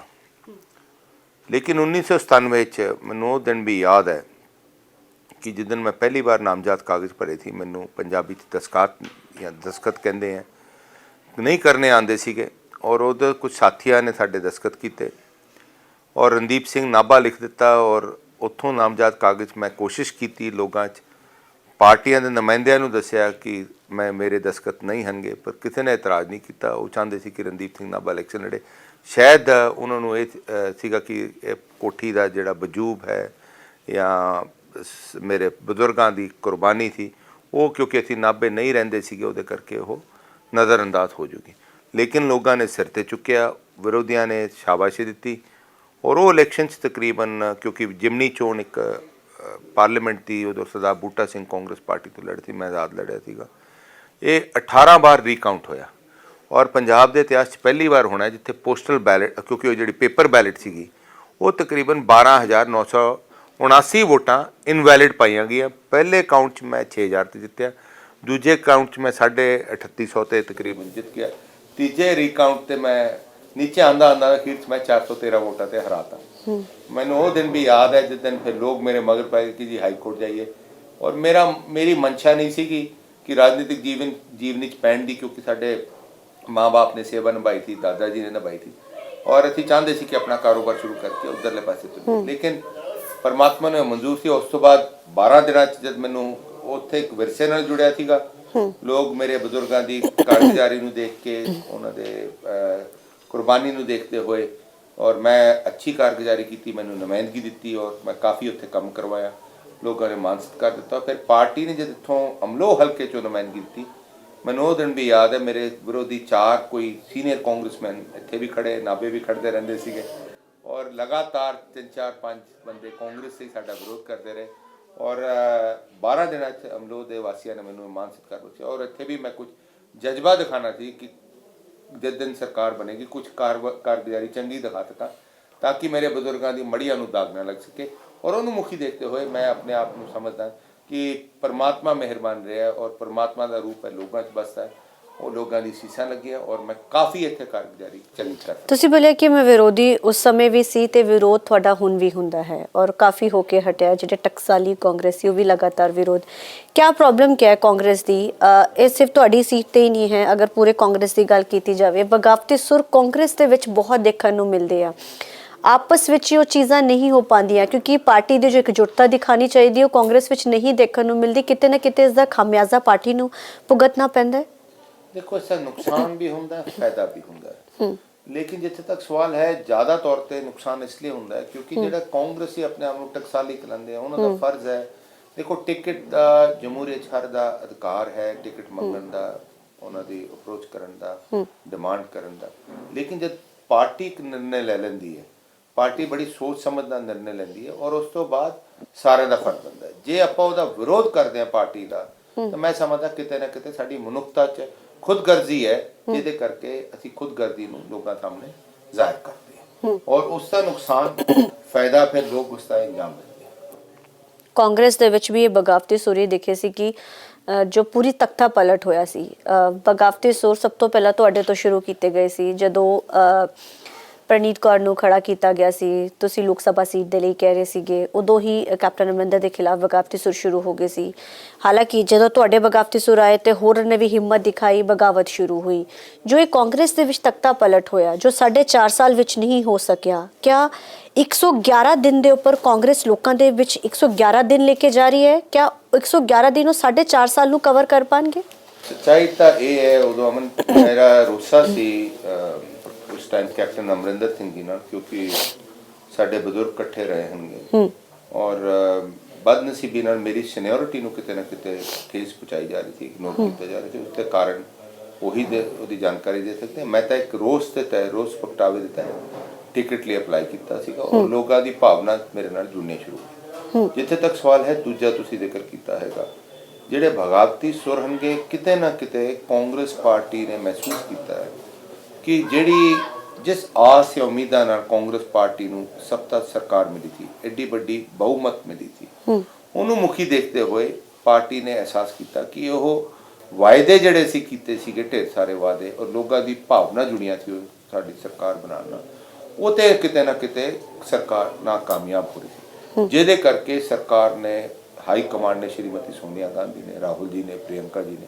ਤਬਦੀਲੀਆਂ ਕੀਤੀਆਂ ਔਰ ਮੁੱਖ ਮੰਤਰੀ ਚੰਨੀ ਸਾਹਿਬ ਨੂੰ ਬਣਾਇਆ, ਨਵਜੋਤ ਜੀ ਨੂੰ ਪ੍ਰਧਾਨ ਬਣਾਇਆ ਔਰ ਸ਼ਾਇਦ ਖੇਤੀਬਾੜੀ ਮੰਤਰਾਲੇ ਦਾ ਨੁਮਾਇੰਦਗੀ ਮੈਨੂੰ ਦਿੱਤੀ। ਲੇਕਿਨ ਜਿੱਥੇ ਤੱਕ ਸਵਾਲ ਤੁਹਾਡਾ ਹੈਗਾ ਕਿ ਤੁਸੀਂ 111 ਦਿਨ ਜਾਂ 5 ਸਾਲ, ਮੈਂ ਸਮਝਦਾ ਜਿਹੜੀ ਸਾਡੀ ਜ਼ਿੰਮੇਵਾਰੀ ਬਣ ਰਹੀ ਸੀ, ਸਾਨੂੰ ਉਸ ਸਮੇਂ ਮੌਕਾ ਦਿੱਤਾ ਗਿਆ ਜਦ ਅਖੀਰਲਾ ਸਮਾਂ ਸੀ। ਹੁਣ ਜਾਂ ਤਾਂ ਮੈਂ ਆਮ ਤੌਰ ਤੇ ਪਹਿਲਾਂ ਵੀ ਤੁਹਾਡੇ ਟੀਵੀ ਦੇ ਮਾਧਿਅਮ ਜ਼ਰੀਏ ਕਿਹਾ ਕਿ T20 ਮੈਚ ਅਖੀਰਲੇ 3 ਓਵਰਾਂ 'ਚ ਜਾਂ ਤਾਂ ਆਊਟ ਹੋ ਜਾਓ, ਕੈਚ ਆਊਟ ਹੋ ਜਾਂਦਾ, ਵਿਕਟ ਖੋਈ ਜਾਂਦੀ ਹੈ, LBW ਹੋ ਜਾਂਦਾ, ਜਾਂ ਆਪਾਂ ਛੱਕੇ ਚੌਕੇ ਮਾਰ ਕੇ ਕਾਮਯਾਬੀ। तो ਅਸੀਂ ਜਿਹੜਾ ਵਜਨ 3 ਮਹੀਨਿਆਂ 'ਚ ਚੁੱਕਿਆ ਹੈ, ਜਿਹੜਾ 111 ਦਿਨ ਦਾ ਚੁੱਕਿਆ ਹੈ, 100 ਬੜੇ ਅਹਿਮ ਫੈਸਲੇ ਲੋਕਾਂ ਦੇ ਹਿੱਤਾਂ 'ਚ ਲਿੱਤੇ। ਬਿਜਲੀ ਕੋਵਿਡ ਦੇ ਤਹਿਤ ਬੜਾ ਨੁਕਸਾਨ ਹੋਇਆ, ਗਰੀਬਾਂ ਦੇ ਬਿਜਲੀ ਦੇ ਘਰਾਂ ਦੇ ਕਨੈਕਸ਼ਨ ਕੱਟੇ ਗਏ, ਪਿੰਡਾਂ 'ਚ ਕਈ ਲੋਕ ਪਾਣੀ ਦੇ ਟੈਂਕੀਆਂ ਦੇ ਕਨੈਕਸ਼ਨ ਨਹੀਂ ਦੇ ਪੈਸੇ ਨਹੀਂ ਭਰ ਸਕੇ, ਉਹਨਾਂ ਦੇ ਕਨੈਕਸ਼ਨ ਕੱਟੇ ਗਏ ਔਰ ਉਹਨਾਂ ਨੂੰ ਰਾਹਤ ਦੇਣ ਲਈ ਕਈ ਅਹਿਮ ਫੈਸਲੇ ਲਿੱਤੇ। 3 ਰੁਪਏ ਬਿਜਲੀ ਦੀ ਕਟੌਤੀ ਕੀਤੀ, ਜਿਹੜੇ 7 ਕਿਲੋਵਾਟ ਤੋਂ ਵੱਧ ਸ਼ਹਿਰੀ ਵਰਤੋਂ ਕਰਦੇ ਹਨ, ਜੋ 50% ਦੀ ਕਟੌਤੀ ਕੀਤੀ। ਉਵੇਂ ਹੀ ਪੈਟਰੋਲ ਤੇ ਡੀਜ਼ਲ ਤੇ ਕਟੌਤੀ 5 ਰੁਪਏ ਤੇ 10 ਰੁਪਏ ਕਟੌਤੀ ਕੀਤੀ, ਤਾਂ ਕਿ ਜਿਹੜਾ ਕੋਵਿਡ ਦੇ ਦਰਮਿਆਨ ਪੰਜਾਬ ਦੇ ਲੋਕਾਂ ਤੇ ਅਸਰ ਪਿਆ ਉਹਨੂੰ ਅਸੀਂ ਹਲਕਾ ਕਰਨ ਦੀ ਕੋਸ਼ਿਸ਼ ਕੀਤੀ ਕਿ ਸਰਕਾਰ ਦੇ ਰੂਪ 'ਚ ਅਸੀਂ ਇੱਕ ਸਹਾਰਾ ਬਣਨ ਦਾ ਉਪਰਾਲਾ ਕੀਤਾ, ਜਿਹਦੇ ਤਹਿਤ ਅਸੀਂ ਤਕਰੀਬਨ ਲਗਭਗ 63,000 ਕਰੋੜ ਦਾ ਅਸੀਂ ਬੋਝ ਚੁੱਕਿਆ ਹੈਗਾ ਔਰ ਲੋਕਾਂ ਤੱਕ ਇਹ ਰਾਹਤ ਪਹੁੰਚਾਈ ਹੈਗੀ, ਤਾਂ ਕਿ ਲੋਕਾਂ ਦਾ ਵਿਸ਼ਵਾਸ ਅਸੀਂ ਹਾਸਲ ਕਰ ਸਕੀਏ। ਕੀ ਲੱਗਦਾ ਹੈ ਕਿ ਜਿਹੜਾ 111 ਦਿਨ ਵਿੱਚ ਕੰਮ ਕੀਤਾ ਹੈ ਤੁਸੀਂ, ਤੁਹਾਡੀ ਸਰਕਾਰ ਨੇ, ਪੂਰੀ ਕੈਬਨਿਟ ਨੇ ਜੋ ਕੰਮ ਕੀਤਾ ਹੈ, ਸੀਐਮ ਚੰਨੀ ਜੋ ਲੋਕਾਂ ਦੇ ਵਿੱਚੋਂ ਨਾਮ ਹੋ ਕੇ ਵਿਚਰ ਰਹੇ ਨੇ ਔਰ ਹਰ ਮਿਨਿਸਟਰ ਵੀ ਲੋਕਾਂ ਦੇ ਵਿੱਚ ਜਾ ਰਿਹਾ ਹੈ, ਜੋ ਐਮਐਲਏਜ਼ ਦੀ ਕਦੀ ਪਹੁੰਚ ਨਹੀਂ ਹੁੰਦੀ ਸੀਗੀ, ਹੁਣ ਆਮ ਲੋਕਾਂ ਦੀ ਵੀ ਉਹ ਪਹੁੰਚ ਹੋਣ ਲੱਗੀ ਹੈ ਸੀਐਮ ਤੱਕ। ਲੱਗਦਾ ਹੈ ਕਿ ਜੋ ਚੀਜ਼ਾਂ ਹੋਈਆਂ ਜਾਂ ਕੁਝ ਜਿਵੇਂ ਵਿਰੋਧੀ ਕਹਿੰਦੇ ਨੇ ਕਿ ਉਹ ਚੀਜ਼ਾਂ ਸਿਰਫ ਲਾਰੇ ਵਾਦੇ ਹੈ, ਚੀਜ਼ਾਂ ਨਹੀਂ ਪੂਰੀਆਂ ਹੋਈਆਂ, ਕਾਫੀ ਚੀਜ਼ਾਂ ਬੋਲੀਆਂ ਕਿ ਸਿਰਫ ਨੋਟੀਫਿਕੇਸ਼ਨਸ ਹੋਇਆ ਨਹੀਂ ਹੈ, ਵਾਕਈ ਵਿੱਚ ਚੀਜ਼ਾਂ ਹੋਈਆਂ ਹੈ ਔਰ ਕਿਆ ਲੋਕੀ ਇਹ ਚੀਜ਼ ਸਮਝ ਕੇ ਵੋਟਸ ਇਸ ਵਾਰ ਦੇਣ? ਦੇਖੋ, ਤੁਸੀਂ ਮੇਰੇ ਨਾਲੋਂ ਵੱਧ ਜਾਣੋ, ਤੁਸੀਂ ਵੱਧ ਲੋਕਾਂ ਨੂੰ ਮਿਲਦੇ ਹੋ। ਜਿਨ੍ਹਾਂ ਦੀ ਕਟੌਤੀ ਬਿੱਲ 'ਚ ਆਈ ਹੈ ਰਾਹਤ ਪਹੁੰਚੀ ਹੈ, ਜਿਨ੍ਹਾਂ ਨੇ ਬਿਜਲੀ ਦੇ ਬਿੱਲ ਨਹੀਂ ਭਰੇ ਹਨਗੇ ਉਹਨਾਂ ਨੂੰ ਰਾਹਤ ਮਿਲੀ ਹੈ। ਕੱਲੀ ਨੋਟੀਫਿਕੇਸ਼ਨ ਦੇ ਤਹਿਤ ਤਾਂ ਨਹੀਂ ਹੁੰਦਾ, ਇਹ ਇੰਪਲੀਮੈਂਟੇਸ਼ਨ ਵੀ ਹੋਈ ਹੈਗੀ। ਔਰ ਦੂਜੀ ਗੱਲ, ਜਿਹੜਾ ਦੇ ਵਿਚਾਰਿਆਂ ਦੇ ਕਨੈਕਸ਼ਨ ਕੱਟੇ ਗਏ ਉਹ ਬਹਾਲ ਹੋਏ ਹਨਗੇ। ਸੋ ਪੈਨਸ਼ਨਾਂ ਵੀ ਜਿਹੜੀ ਵਧਾ ਕੇ ਦਿੱਤੀਆਂ, 1500 ਰੁਪਇਆ ਉਹਨਾਂ ਦੇ ਖਾਤਿਆਂ 'ਚ ਆਇਆ। ਸੋ ਹਰ ਤਰ੍ਹਾਂ ਦੀ ਕੋਸ਼ਿਸ਼ ਸਰਕਾਰ ਨੇ ਕੀਤੀ ਹੈ, ਜਿਹੜੇ ਪਿਛਲੇ ਹਾਲਾਤ ਸੀ ਉਸ 'ਚ ਕੀ ਤਬਦੀਲੀ ਲਿਆ ਕੇ ਲੋਕਾਂ ਤੱਕ ਰਾਹਤ ਪਹੁੰਚਾਈ ਜਾਏ। ਔਰ ਉਸ 'ਚ ਅਸੀਂ, ਮੈਂ ਨਹੀਂ ਕਹਿੰਦਾ 100% ਕਾਮਯਾਬ ਹੋਏ, ਲੇਕਿਨ ਕਾਫੀ ਹੱਦ ਤੱਕ ਲੋਕਾਂ ਨੂੰ ਅਹਿਸਾਸ ਕਰਾਉਣ ਲਈ ਅਸੀਂ ਪਹੁੰਚ ਸਕੇ ਉਸ ਪੈਗਾਮ ਤੇ ਕਿ ਲੋਕਾਂ ਨੂੰ ਅਹਿਸਾਸ ਹੋਇਆ ਕਿ ਸਾਡੀ ਆਪਣੀ ਸਰਕਾਰ ਸੀ। ਸੀਐਮ ਚਿਹਰਾ ਅਗਰ ਚੰਨੀ ਨੂੰ ਹਲੇ ਅਨਾਉਂਸ ਨਹੀਂ ਕੀਤਾ ਗਿਆ ਹੈ, ਹਾਲਾਂਕਿ ਵੱਖ-ਵੱਖ ਪਾਰਟੀਆਂ ਵੱਲੋਂ ਇੱਕ ਤਰ੍ਹਾਂ ਦਾ ਅਕਾਲੀ ਦਲ ਦਾ ਤਾਂ ਚਲੋ ਸੁਖਬੀਰ ਸਿੰਘ ਬਾਦਲ ਦਾ ਇੱਕ ਰਹਿੰਦਾ ਹੀ ਹੈ, ਠੀਕ ਹੈ, ਆਮ ਆਦਮੀ ਪਾਰਟੀ ਨੇ ਆਪਣਾ ਸੀਐਮ ਚਿਹਰਾ ਅਨਾਉਂਸ ਕਰ ਦਿੱਤਾ ਹੈ ਔਰ ਜਲਦੀ ਭਾਜਪਾ ਵੱਲੋਂ ਵੀ। ਤੁਹਾਨੂੰ ਨਹੀਂ ਲੱਗਦਾ ਕਿ ਸੀਐਮ ਚਿਹਰਾ ਨੂੰ, ਕਿਉਂਕਿ ਦਲਿਤ ਦੀ ਰਾਜਨੀਤੀ ਖੇਡੀ ਜਾ ਰਹੀ ਸੀ ਪਿੱਛੇ, ਜਦੋਂ ਤੱਕ ਕਿ ਤੁਹਾਡਾ ਸੀਐਮ ਨਹੀਂ ਬਣੇ ਸੀ ਸੀਐਮ ਚੰਨੀ, ਦਲਿਤ ਰਾਜਨੀਤੀ ਸੀ, ਚਾਹੇ ਅਕਾਲੀ ਦਲ ਹੈ ਚਾਹੇ ਵਕਤ ਹਰ ਪਾਰਟੀ ਨੇ ਬੋਲਿਆ ਕਿ ਅਸੀਂ ਇਹ ਸੀਐਮ, ਅਸੀਂ ਦਲਿਤ ਡਿਪਟੀ ਸੀਐਮ ਬਣਾ ਦਾਂਗੇ, ਅਸੀਂ ਇਹ ਦਲਿਤਾਂ ਲਈ ਇਹ ਕਰਾਂਗੇ, ਅਸੀਂ ਉਹ ਕਰਾਂਗੇ, ਬੜੇ ਦਾਅਵੇ ਵਾਅਦੇ ਹੋਏ। ਲੇਕਿਨ ਤੁਹਾਡੀ ਇੱਕਦਮ ਤੋਂ ਐਂਟਰੀ ਹੁੰਦੀ ਹੈ, ਪੂਰਾ ਸਿਨੈਰੀਓ ਰਾਜਨੀਤੀ ਦਾ ਬਦਲ ਜਾਂਦਾ ਹੈ, ਸਭ ਚੀਜ਼ਾਂ ਬਦਲ ਜਾਂਦੀਆਂ। ਨਹੀਂ ਲੱਗਦਾ ਕਿ ਇਸ ਚੀਜ਼ ਨੂੰ ਕਾਂਗਰਸ ਨੂੰ ਬਹੁਤ ਫਾਇਦਾ ਹੋਇਆ ਹੈ ਇਸ ਚੀਜ਼ ਦਾ, ਔਰ ਇਸ ਨੂੰ ਇਨਕੈਸ਼ ਅੱਗੇ ਵੀ ਕਰਨਾ ਚਾਹੀਦਾ ਸੀ ਕਿਉਂਕਿ ਲੋਕ ਬਹੁਤ ਜੁੜ ਚੁੱਕੇ ਨੇ? ਦੇਖੋ, ਜਿੱਥੇ ਤੱਕ ਸਵਾਲ ਹੈ, ਇਹ ਪੈਰੋਗੇਟਿਵ ਸ਼੍ਰੀਮਤੀ ਸੋਨੀਆ ਗਾਂਧੀ ਦਾ, ਰਾਹੁਲ ਜੀ ਦਾ ਤੇ ਪ੍ਰਿयंका ਜੀ ਦਾ। ਇਹ 'ਚ ਕੋਈ ਦੋ ਰਾਏ ਨਹੀਂ ਕਿ ਸਾਡੇ ਗਰੀਬ ਵਰਗ 'ਚ ਉਤਸ਼ਾਹ ਜ਼ਿਆਦਾ ਹੈਗਾ ਔਰ ਇਸ ਉਤਸ਼ਾਹ ਨੂੰ ਲੈ ਕੇ ਹੁਣ ਪਾਰਟੀ ਨੇ ਨਿਰਣੇ ਲੈਣਾ ਕਿ ਕਿਸ ਨੂੰ ਅਸੀਂ ਸੀਐਮ ਦਾ ਚਿਹਰਾ ਬਣਾਉਣਾ ਹੈਗਾ ਔਰ ਜਿਹੜੀ ਪਾਰਟੀ ਨੂੰ ਸੀਐਮ ਦਾ ਚਿਹਰਾ ਬਣਾਉਗੀ ਅਸੀਂ ਉਹਨੂੰ ਸਵੀਕਾਰ ਕਰਾਂਗੇ। ਲੇਕਿਨ ਇਹ 'ਚ ਕੋਈ ਦੋ ਰਾਏ ਨਹੀਂ ਕਿ ਇਸ ਸਰਕਾਰ ਦੇ 111 ਦਿਨ 'ਚ ਕਾਫੀ ਅਹਿਮ ਫੈਸਲੇ ਸਰਦਾਰ ਚਰਨਜੀਤ ਸਿੰਘ ਚੰਨੀ ਸਾਹਿਬ ਦੀ ਅਗਵਾਈ ਹੇਠ ਅੱਛੇ ਲਿੱਤੇ ਗਏ ਹੋਣਗੇ, ਗਰੀਬਾਂ ਦੇ ਹਿੱਤ 'ਚ ਲਿੱਤੇ ਗਏ ਹੋਣਗੇ ਔਰ ਉਸ ਦਾ ਜਿਹੜਾ ਸਾਡਾ ਫਾਇਦਾ ਹੈਗਾ ਹੁਣ ਬੇੜਿਆਂ 'ਚ ਹੈ, ਕਿਉਂਕਿ 34% ਦੀ ਸਾਡੀ ਆਬਾਦੀ ਐਸੀਆਂ ਦੀ ਹੈ, ਉਹਨੂੰ ਕਾਫੀ ਉਤਸ਼ਾਹ ਦੇਖਣ ਨੂੰ ਮਿਲ ਰਿਹਾ ਹੈਗਾ। ਔਰ ਠੀਕ ਹੈ, ਜੇ ਪਾਰਟੀ ਨੇ ਫੈਸਲਾ ਪਹਿਲਾਂ ਕੀਤਾ ਸੀਗਾ ਅਸੀਂ ਉਦੋਂ ਵੀ ਉਹਨੂੰ ਸਵੀਕਾਰ ਕੀਤਾ, ਹੁਣ ਵੀ ਅੱਗੇ ਸਵੀਕਾਰ ਕਰਦੇ ਰਹਾਂਗੇ। ਲੇਕਿਨ ਤੁਹਾਡੀ ਪਾਰਟੀ ਦੇ ਕੁਝ ਲੋਕ ਬੜੇ ਖੁੱਲ ਕੇ ਸਾਹਮਣੇ ਆਉਣਾ ਚਾਹੇ ਬ੍ਰਹਮੇਂਦਰ ਜੀ ਦੀ ਗੱਲ ਕੀਤੀ ਜਾਵੇ ਕਿ ਸੀਐਮ ਚਿਹਰਾ ਸੀਐਮ ਚੰਨੀ ਨੂੰ ਹੋਣਾ ਚਾਹੀਦਾ ਹੈ ਔਰ ਲੋਕਾਂ ਦੇ ਵਿੱਚ ਵਿਚਰ ਰਹੇ ਨੇ ਔਰ ਉਹਨਾਂ ਨੇ ਅਪਰੋਚ ਦਿੱਲੀ ਹਾਈ ਕਮਾਂਡ ਤੱਕ ਵੀ ਕੀਤੀ ਹੈ ਕਿ ਇਸ ਦਾ ਫਾਇਦਾ ਪਾਰਟੀ ਨੂੰ ਕਿਤੇ ਨਾ ਕਿਤੇ ਬੜਾ ਦੇਖਣ ਨੂੰ ਮਿਲ ਰਿਹਾ ਹੈ ਔਰ ਜਿਹੜੀ ਵੋਟ ਬੈਂਕ ਦੀ ਗੱਲ ਕੀਤੀ ਜਾ ਰਹੀ ਸੀ ਉਹ ਲੋਕ ਜੁੜ ਰਹੇ ਨੇ। ਮੈਂ ਤਾਂ ਤੁਹਾਨੂੰ ਆਪ ਦੱਸਿਆ ਕਿ ਸਰਕਾਰ ਦੇ ਤਹਿਤ ਕਿਉਂਕਿ ਸਾਡੇ ਮੁੱਖ ਮੰਤਰੀ ਚਰਨਜੀਤ ਸਿੰਘ ਚੰਨੀ ਸਨ, ਇਸ ਦੇ ਤਹਿਤ ਕਾਫੀ ਸਾਡੇ ਜਿਹੜੇ ਅੱਛੇ ਫੈਸਲੇ ਦਿੱਤੇ ਗਏ ਹਨਗੇ ਉਸ ਦਾ ਸਾਨੂੰ ਕਾਂਗਰਸ ਪਾਰਟੀ ਨੂੰ ਉਸ ਦਾ ਫਾਇਦਾ ਮਿਲ ਰਿਹਾ ਹੈ। ਹੁਣ ਇਹ ਜਿਹੜਾ ਨਿਰਣੇ ਹੈ ਪਹਿਲਾਂ ਹੀ ਉਤਾਰਨ ਦਾ ਨਿਰਣੇ ਲਿੱਤਾ ਗਿਆ ਕੈਪਟਨ ਅਮਰਿੰਦਰ ਸਿੰਘ ਨੂੰ, ਨਾ ਮੈਂ ਲਿੱਤਾ ਨਾ ਕਿਸੇ ਹੋਰ ਨੇ ਲਿੱਤਾ, ਉਹ ਵੀ ਸ਼੍ਰੀਮਤੀ ਸੋਨੀਆ ਗਾਂਧੀ ਨੇ ਲਿੱਤਾ। ਹੁਣ ਗਾਹਾਂ ਨੂੰ ਵੀ ਸਾਡੀ ਅਧਿਕਸ਼ਾ ਸ਼੍ਰੀਮਤੀ ਸੋਨੀਆ ਗਾਂਧੀ ਜੋ ਫੈਸਲਾ ਲਊਗੀ ਅਸੀਂ ਉਹਨਾਂ ਨੂੰ ਸਵੀਕਾਰ ਕਰਾਂਗੇ। ਇਸ ਬਾਰ ਦਾ ਮੇਨ ਕਾਂਗਰਸ ਦਾ ਏਜੰਡਾ ਕਿਆ ਹੈ? ਰੋਜ਼ਗਾਰ ਦਾ ਬਹੁਤ ਵੱਡਾ ਮੁੱਦਾ ਇਸ ਬਾਰ ਬਣ ਰਿਹਾ ਪੰਜਾਬ ਦੇ ਵਿੱਚ ਕਿ ਬੇਰੋਜ਼ਗਾਰੀ ਬਹੁਤ ਜ਼ਿਆਦਾ ਹੈ, ਇੱਥੇ ਦੇ ਨੌਜਵਾਨੀ ਬਾਹਰ ਜਾ ਰਹੀ ਹੈ। ਏਜੰਡੇਸ ਕਿਆ ਨੇ, क्या चीज़ां लेके ठीक है पिंडां विच जाना है, लोगों की समस्या वा तमाम चीज़ां होंदियां वो तो आपां चलो अपने हल्के दे लई करदे आ। मेन है जी किहड़ा विजन है, किहड़ी अजिही चीज़ है जो इस बार पंजाब दे लई और पंजाब दे हर वर्ग दे लई छोटे तो लैके हर वड्डे वर्ग की अगर गल कीती जाए जो बहुत ज़रूरत है जो नहीं हो सकी जो हुण होनी चाहिए? देखो कांग्रेस सरकार ने हुण पिछे एक असीं बकायदा लैजिस्लेशन लिया है जिहदे विच असीं बकायदा कानून दे रूप च एक पास किया हैगा कैबिनेट ने कि घट तो घट पहले साल बनने ते 1 लाख रोज़गार सरकार नूं देना एक मजबूरी हो, नहीं तो अनुशासन कार्रवाई कानूनिक तौर पर साड़ी सरकार ते की जा सकती है। सो पहला असी वादे कर बैठे थी, मैं समझदा जे वादियां च घाट रही है तां ही शायद तब्दीलियां आईयां सीगियां, जे घाट ना हुंदी शायद तब्दीलियां ना आंदी। सो जिथे तक सवाल हैगा पंजाब दा जे भविख जे देखना है क्योंकि समा बड़ा सीमित सानू मिलिया सीगा। ਹੁਣ ਜਿਵੇਂ ਮੇਰਾ ਮਹਿਕਮਾ ਹੈਗਾ ਖੇਤੀਬਾੜੀ ਮਹਿਕਮੇ ਦੇ ਮੁਤਲਕ ਅਸੀਂ ਇੱਕ ਵਿਜ਼ਨ ਡਾਕੂਮੈਂਟ ਬਣਾਇਆ, ਕੁਛ ਉਸ 'ਤੇ ਲੋਕਾਂ ਸਾਹਮਣੇ ਉਹਦੇ ਅਕਸ ਵੀ ਲੋਕਾਂ ਸਾਹਮਣੇ ਆਏ ਹਨਗੇ, ਕੁਛ ਅੰਕੜੇ ਵੀ ਆਏ ਹਨਗੇ ਔਰ ਉਹਦੇ ਬਾਰੇ ਜ਼ਿਕਰ ਜਿਹੜਾ ਸੀ ਵਿਜ਼ਨ ਡਾਕੂਮੈਂਟ ਜੀ ਦੇ ਇੱਕ ਪਲੇਟਫਾਰਮ 'ਤੇ ਸੀ ਉਹਨੂੰ ਲਾਂਚ ਕੀਤਾ ਸੀਗਾ। ਉਹ ਪੰਜਾਬ ਦੇ ਕਿਸਾਨ ਨੂੰ ਮੁਖੀ ਦੇਖਦੇ ਕੀਤਾ ਸੀ। ਅੱਜ ਤੱਕ ਕੋਈ ਵਿਜ਼ਨ ਡਾਕੂਮੈਂਟ ਪੰਜਾਬ ਦਾ ਖੇਤੀਬਾੜੀ ਦੇ ਸੰਬੰਧ ਪਿਛਲੇ 25-30 ਵਰ੍ਹਿਆਂ 'ਚ ਬਣਿਆ ਨਹੀਂ और 6 जोनां च उन्होंने डिवाइड किया गया थी, टैक्नोलॉजी इनकॉर्पोरेट की गई थी। प्रोसैसिंग प्लांट लाने लिए भी एक MOU साइन करने लिए महीना सवा महीना लग जाता है, बाहर दी कंपनियां नाल ते बनाने नूं जदों इमारत खड़ी होंदी है उन्होंने भी तकरीबन 1.5-2 साल लग जाते। तो जब तक किसानों का विश्वास नहीं हासिल होना सीगा उदों तक जब तक कोई इमारतां ना खड़दियां। जिवें गन्ने दी असीं रेट वधा के 360 कीते हनगे तो किसान तां ही तब्दील करते हैं गन्ने तो झोने गैट तो तां निकलते हनगे जो उन्होंने महसूस होंदा है कि सानू वारा वटदा हैगा, साडे कोल 4 पैसे बटते हनगे तां ही किसान तब्दील अपने झोने चों निकलूगा। जबकि साडी मेन जिहड़ी पैदावार सी ਆਪਾਂ ਕਣਕ ਬੀਜਦੇ ਹੁੰਦੇ ਸੀ, ਇਹ ਝੋਨਾ ਤਾਂ ਆਪਣੇ ਕੋਲ ਬਾਅਦ ਚ ਆਇਆ ਜਦਕਿ ਦੇਸ਼ ਲਈ ਵਰਤੋਂ ਲਈ ਆਇਆ ਔਰ ਸਾਡੀ ਬਦਨਸੀਬੀ ਨਾਲ ਉਸਦੇ ਤਹਿਤ ਸਾਡਾ ਸੋਇਲ ਵੀ ਮਾੜਾ ਹੋਇਆ, ਸਾਡੀ ਜਿਹੜਾ ਪਾਣੀ ਹੈ ਗਰਾਊਂਡ ਵਾਟਰ ਉਹ ਵੀ ਨੀਚੇ ਜਾਂਦਾ ਰਿਹਾ। ਸੋ ਇਸ ਤਰੀਕੇ ਨਾਲ ਹਰ ਮਹਿਕਮੇ ਨੇ ਆਪਣੇ 100 ਦਿਨ ਦੇ ਤਸਵੀਰਾਂ ਰੱਖੀਆਂ ਹਨਗੀਆਂ ਔਰ ਪੰਜਾਬ ਲਈ ਇੱਕ ਭਵਿੱਖ ਬਣਾਉਣ ਦੀ ਨਵੇਂ ਭਵਿੱਖ ਬਣਾਉਣ ਦੀ ਉਪਰਾਲਾ ਕੀਤਾ ਹੈਗਾ। ਔਰ ਜਿੱਥੇ ਤੱਕ ਸਵਾਲ ਹੈ ਜਿਹੜੇ ਸੰਕਟ ਸਾਹਮਣੇ ਆਉਂਦੇ ਹਨਗੇ ਮੌਕੇ ਤੇ ਤਾਂ ਉਹ ਵੀ ਸੰਕਟਾਂ ਦਾ ਸਾਹਮਣਾ ਨਾਲ ਕਰਨਾ ਪੈਂਦਾ। ਸਰ ਇਸ ਵਾਰ ਜਿਵੇਂ ਤੁਸੀਂ ਬੋਲਿਆ ਕਿ ਅਸੀਂ तमाम ਚੀਜ਼ਾਂ ਕੀਤੀਆਂ, ਹਰ ਮਹਿਕਮੇ ਨੇ ਕੀਤੇ, ਸਮਾਂ ਘੱਟ ਮਿਲੇ, 111 ਦਿਨ ਜ਼ਰੂਰ ਮਿਲੇ ਔਰ ਹਰ ਉਹਦੇ ਵਿੱਚ ਕੀਤੇ ਗਏ ਨੇ ਕੰਮ। ਤੁਹਾਡੀ ਅਗਰ ਮਹਿਕਮੇ ਦੀ ਗੱਲ ਕੀਤੀ ਜਾਵੇ ਸਭ ਤੋਂ ਸੈਂਸਿਟਿਵ ਔਰ ਸਭ ਤੋਂ ਅਹਿਮ ਜਿਹੜਾ ਤੁਹਾਡੇ ਕੋਲ ਸੀ, ਪੰਜਾਬ ਇੱਕ ਖੇਤੀ ਪ੍ਰਧਾਨ ਸੂਬਾ ਹੈ ਔਰ ਪੰਜਾਬ ਨੂੰ ਜਾਣਿਆ ਇਸ ਚੀਜ਼ ਦੇ ਲਈ ਜਾਂਦਾ ਹੈ। ਸੋ ਉਸ ਚੀਜ਼ ਦੇ ਲਈ ਤੁਸੀਂ ਕੀ ਕੀਤਾ? ਤੁਸੀਂ ਲੰਬੇ ਸਮੇਂ ਤੋਂ MLA ਰਹੇ, 4.5 ਸਾਲ ਤੁਸੀਂ ਰਹੇ, ਮੰਤਰੀ ਵੀ ਬਣੇ, ਜੋ ਚੀਜ਼ਾਂ ਉਦੋਂ ਨਹੀਂ ਹੋਈਆਂ ਉਹ ਚੀਜ਼ਾਂ ਹੁਣ ਕਿਹੜੀਆਂ ਹੋਈਆਂ ਔਰ ਕਿਉਂਕਿ ਸਭ ਤੋਂ ਅਹਿਮ ਔਰ ਸੈਂਸਿਟਿਵ ਤੁਹਾਡੇ ਕੋਲ ਹੈ ਚੀਜ਼। ਦੇਖੋ ਇਹ ਇਕੱਲਾ ਪੰਜਾਬ ਨਾਲ ਨਹੀਂ ਮਤਲਕ ਰੱਖਦੀ, ਸਾਡੇ ਬਿਲਕੁਲ ਇਸ 'ਚ ਕੋਈ ਦੋ ਰਾਏ ਨਹੀਂ। ਖੇਤੀਬਾੜੀ ਸਾਡਾ ਪ੍ਰਧਾਨ ਸੂਬਾ ਹੈਗਾ ਔਰ ਸਾਡੀ ਜਿਹੜੀ ਜ਼ਮੀਨ ਹੈ ਤਕਰੀਬਨ ਹਿੰਦੁਸਤਾਨ ਦੀ ਜ਼ਮੀਨ ਦੇ ਰਕਬੇ ਦੇ ਮੁਤਾਬਿਕ ਤਕਰੀਬਨ 1.25% ਹੈ, ਲੇਕਿਨ 35% ਅੰਨ ਅਸੀਂ ਨੈਸ਼ਨਲ ਫੂਡ ਗ੍ਰੇਨ ਪੂਲ ਨੂੰ ਦਿੰਦੇ ਹਾਂ ਲੋਕਾਂ ਦੇ ਢਿੱਡ ਭਰਨ ਲਈ, ਗਰੀਬਾਂ ਦਾ ਢਿੱਡ ਭਰਨ ਲਈ। ਔਰ ਮੈਂ ਕੁਦਰਤ ਦਾ ਸ਼ੁਕਰਗੁਜ਼ਾਰ ਕਰਨਾ ਕਿ ਇਹ ਮਹਿਕਮਾ ਉਦੋਂ ਮੈਨੂੰ ਦਿੱਤਾ ਗਿਆ ਜਦਕਿ ਦੇਸ਼ ਦਾ ਸਭ ਤੋਂ ਔਖਾ ਸਮਾਂ ਸੀਗਾ, ਜਦ ਕਿਸਾਨ ਅੰਦੋਲਨ ਚੱਲ ਰਿਹਾ ਸੀਗਾ।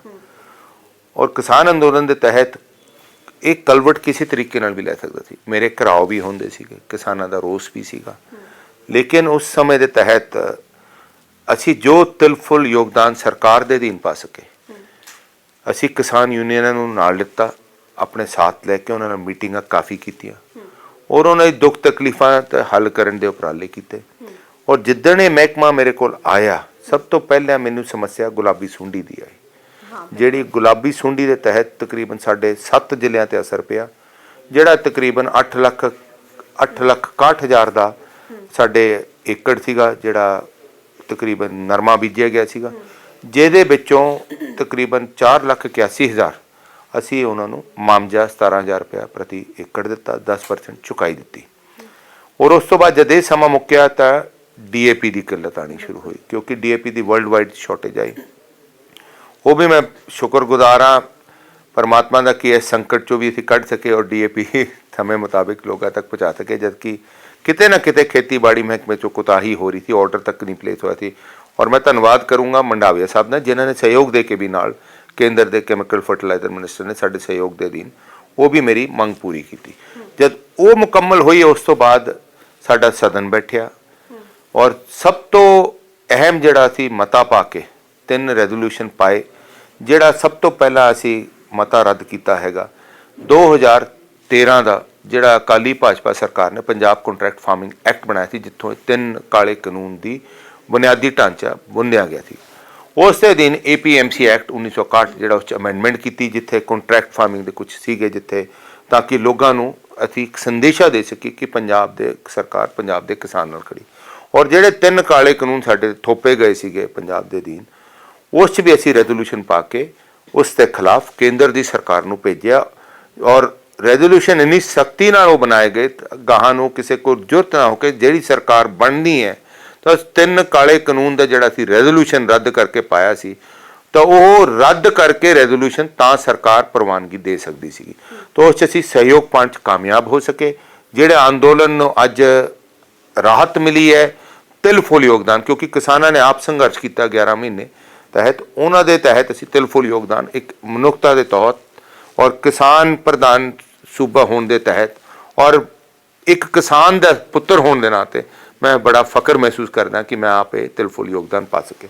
ਔਰ ਸਭ ਤੋਂ ਵੱਡੀ ਜਿਹੜੀ ਮੈਂ ਰਾਹਤ ਦੇ ਸਕਿਆ, ਉਹ ਜਿਹੜੇ 407 ਕਿਸਾਨ ਪੀੜਿਤ ਪਰਿਵਾਰ ਸਨ, ਉਹਨਾਂ ਦੇ ਪਰਿਵਾਰਾਂ ਨੂੰ, ਚਾਹੇ ਉਹ ਮਾਸੂਮ ਜ਼ਿੰਦਗੀਆਂ ਮੈਂ ਵਾਪਸ ਨਹੀਂ ਲਿਆ ਸਕਿਆ, ਜਿਨ੍ਹਾਂ ਨੇ ਆਪਣੀ ਸ਼ਹਾਦਤ ਦੇ ਕੇ ਪੰਜਾਬ ਦਾ ਨਾਮ ਰੋਸ਼ਨ ਕੀਤਾ। ਔਰ ਉਹ 407 ਪਰਿਵਾਰਾਂ ਨੂੰ ਮੇਰੇ ਅਮਲੋਹ ਹਲਕੇ ਦੇ ਵੀ ਤਕਰੀਬਨ 5-6 ਪਰਿਵਾਰ ਹਨਗੇ, ਔਰ ਅਸੀਂ ਉਹਨਾਂ ਨੂੰ ਪ੍ਰੇਰਿਤ ਕਰਨ ਲਈ ਔਰ ਉਹਨਾਂ ਦੀ ਸ਼ਹਾਦਤ ਨੂੰ ਨਜ਼ਰਅੰਦਾਜ਼ ਨਾ ਕਰਦੇ ਹੋਏ, ਉਹਨਾਂ ਨੂੰ ਇੱਕ ਨਕਮਸਤਕ ਹੁੰਦੇ ਹੋਏ ਉਹ 407 ਪੀੜਿਤ ਪਰਿਵਾਰਾਂ ਨੂੰ ਅਸੀਂ ਨੌਕਰੀ ਦੇ ਸਹਾਰੇ ਦੇ ਵਿੱਚ ਜੋ ਚੀਜ਼ ਤੁਸੀਂ ਐਜ਼ ਅ MLA ਨਹੀਂ ਕਰ ਸਕੇ, ਐਜ਼ ਅ ਮੰਤਰੀ ਉਹ ਚੀਜ਼ਾਂ ਕਿੰਨੀਆਂ ਈਜ਼ੀ ਹੋ ਗਈਆਂ ਸੀ, ਔਰ ਕਿਆ ਚੀਜ਼ਾਂ ਸੀ ਅਹਿਮ ਜੋ ਇਸ ਹਲਕੇ ਲਈ ਤੁਸੀਂ ਬਹੁਤ ਪ੍ਰਾਇੋਰਟੀ ਦੇ ਉੱਪਰ ਕੀਤੀਆਂ? ਦੇਖੋ, ਮੇਰੇ ਕੋਲ ਆਹ ਕਾਗਜ਼ ਹੈਗਾ ਲੰਬਾ ਚੌੜਾ, ਜਿਹੜਾ ਮੇਰੇ ਹਲਕੇ ਦੇ ਮੁਤਲਕ ਹੈਗਾ। ਇੱਕ ਤਾਂ ਜਿਹੜਾ ਮੈਂ ਤੁਹਾਨੂੰ ਦੱਸਿਆ ਸੀ ਪੰਜਾਬ ਦਾ ਖੇਤੀਬਾੜੀ ਦਾ ਵਿਜ਼ਨ ਡਾਕੂਮੈਂਟ ਬਣਾਉਣ 'ਚ ਇੱਕ ਬਤੌਰ ਕਿਸਾਨ ਦੇ ਪਰਿਵਾਰ 'ਚ ਜਨਮ ਲੈਣ ਦੇ ਤਹਿਤ ਮੈਂ ਬਹੁਤ ਖੁਸ਼ਕਿਸਮਤ ਸਮਝਦਾ ਕਿ ਇਸ ਸਮੇਂ ਔਖੇ ਸਮੇਂ ਵੇਲੇ ਮੈਨੂੰ ਮਹਿਕਮਾ ਦਿੱਤਾ ਗਿਆ ਔਰ ਉਸ ਦੇ ਦਿਨ ਮੈਂ ਪੰਜਾਬ ਦੀ ਇੱਕ ਭਵਿੱਖ ਕਿਸਾਨੀਅਤ ਨੂੰ ਪ੍ਰੇਰਿਤ ਕਰਨ ਲਈ ਇੱਕ ਵਿਜ਼ਨ ਡਾਕੂਮੈਂਟ ਬਣਾ ਸਕਿਆ, ਜਿਹੜਾ ਅੱਜ ਤੱਕ ਬਣਿਆ ਨਹੀਂ ਸੀਗਾ ਪਿਛਲੇ 30-35 ਵਰ੍ਹਿਆਂ ਤੋਂ।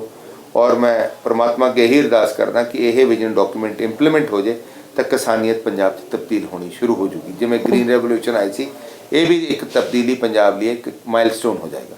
ਦੂਜੀ ਗੱਲ, ਜਿਹੜੇ ਮੇਰੇ ਹਲਕੇ ਨਾਲ ਮੁਤਲਕ ਸੀਗੇ, ਕਾਫੀ ਮੈਂ ਕਾਰਗੁਜ਼ਾਰੀ ਉਹ 3 ਮਹੀਨੇ ਦਰਮਿਆਨ ਕਰਾ ਸਕਿਆ, ਜਿਹਦਾ ਮੇਰੇ ਕੋਲ ਸਹਿਤਕਾਰਾ ਭਵਨ ਹੈ ਜਿਹੜਾ ਨਿਰਮਾਣ ਦਾ ਸਾਡਾ ਅੱਜ ਤੱਕ ਇੱਥੇ ਅਮਲੋਹ ਹਲਕੇ 'ਚ ਬਣਿਆ ਸੀ, ਉਹ ਪਿੰਡ ਖੰਡਿਆਣ 'ਚ 50 ਲੱਖ ਦੀ ਲਾਗਤ ਤੇ ਉਹ ਮੈਂ ਇੱਥੇ ਬਣਾ ਸਕਿਆ ਹੈਗਾ, ਤਿਆਰ ਹੈਗਾ।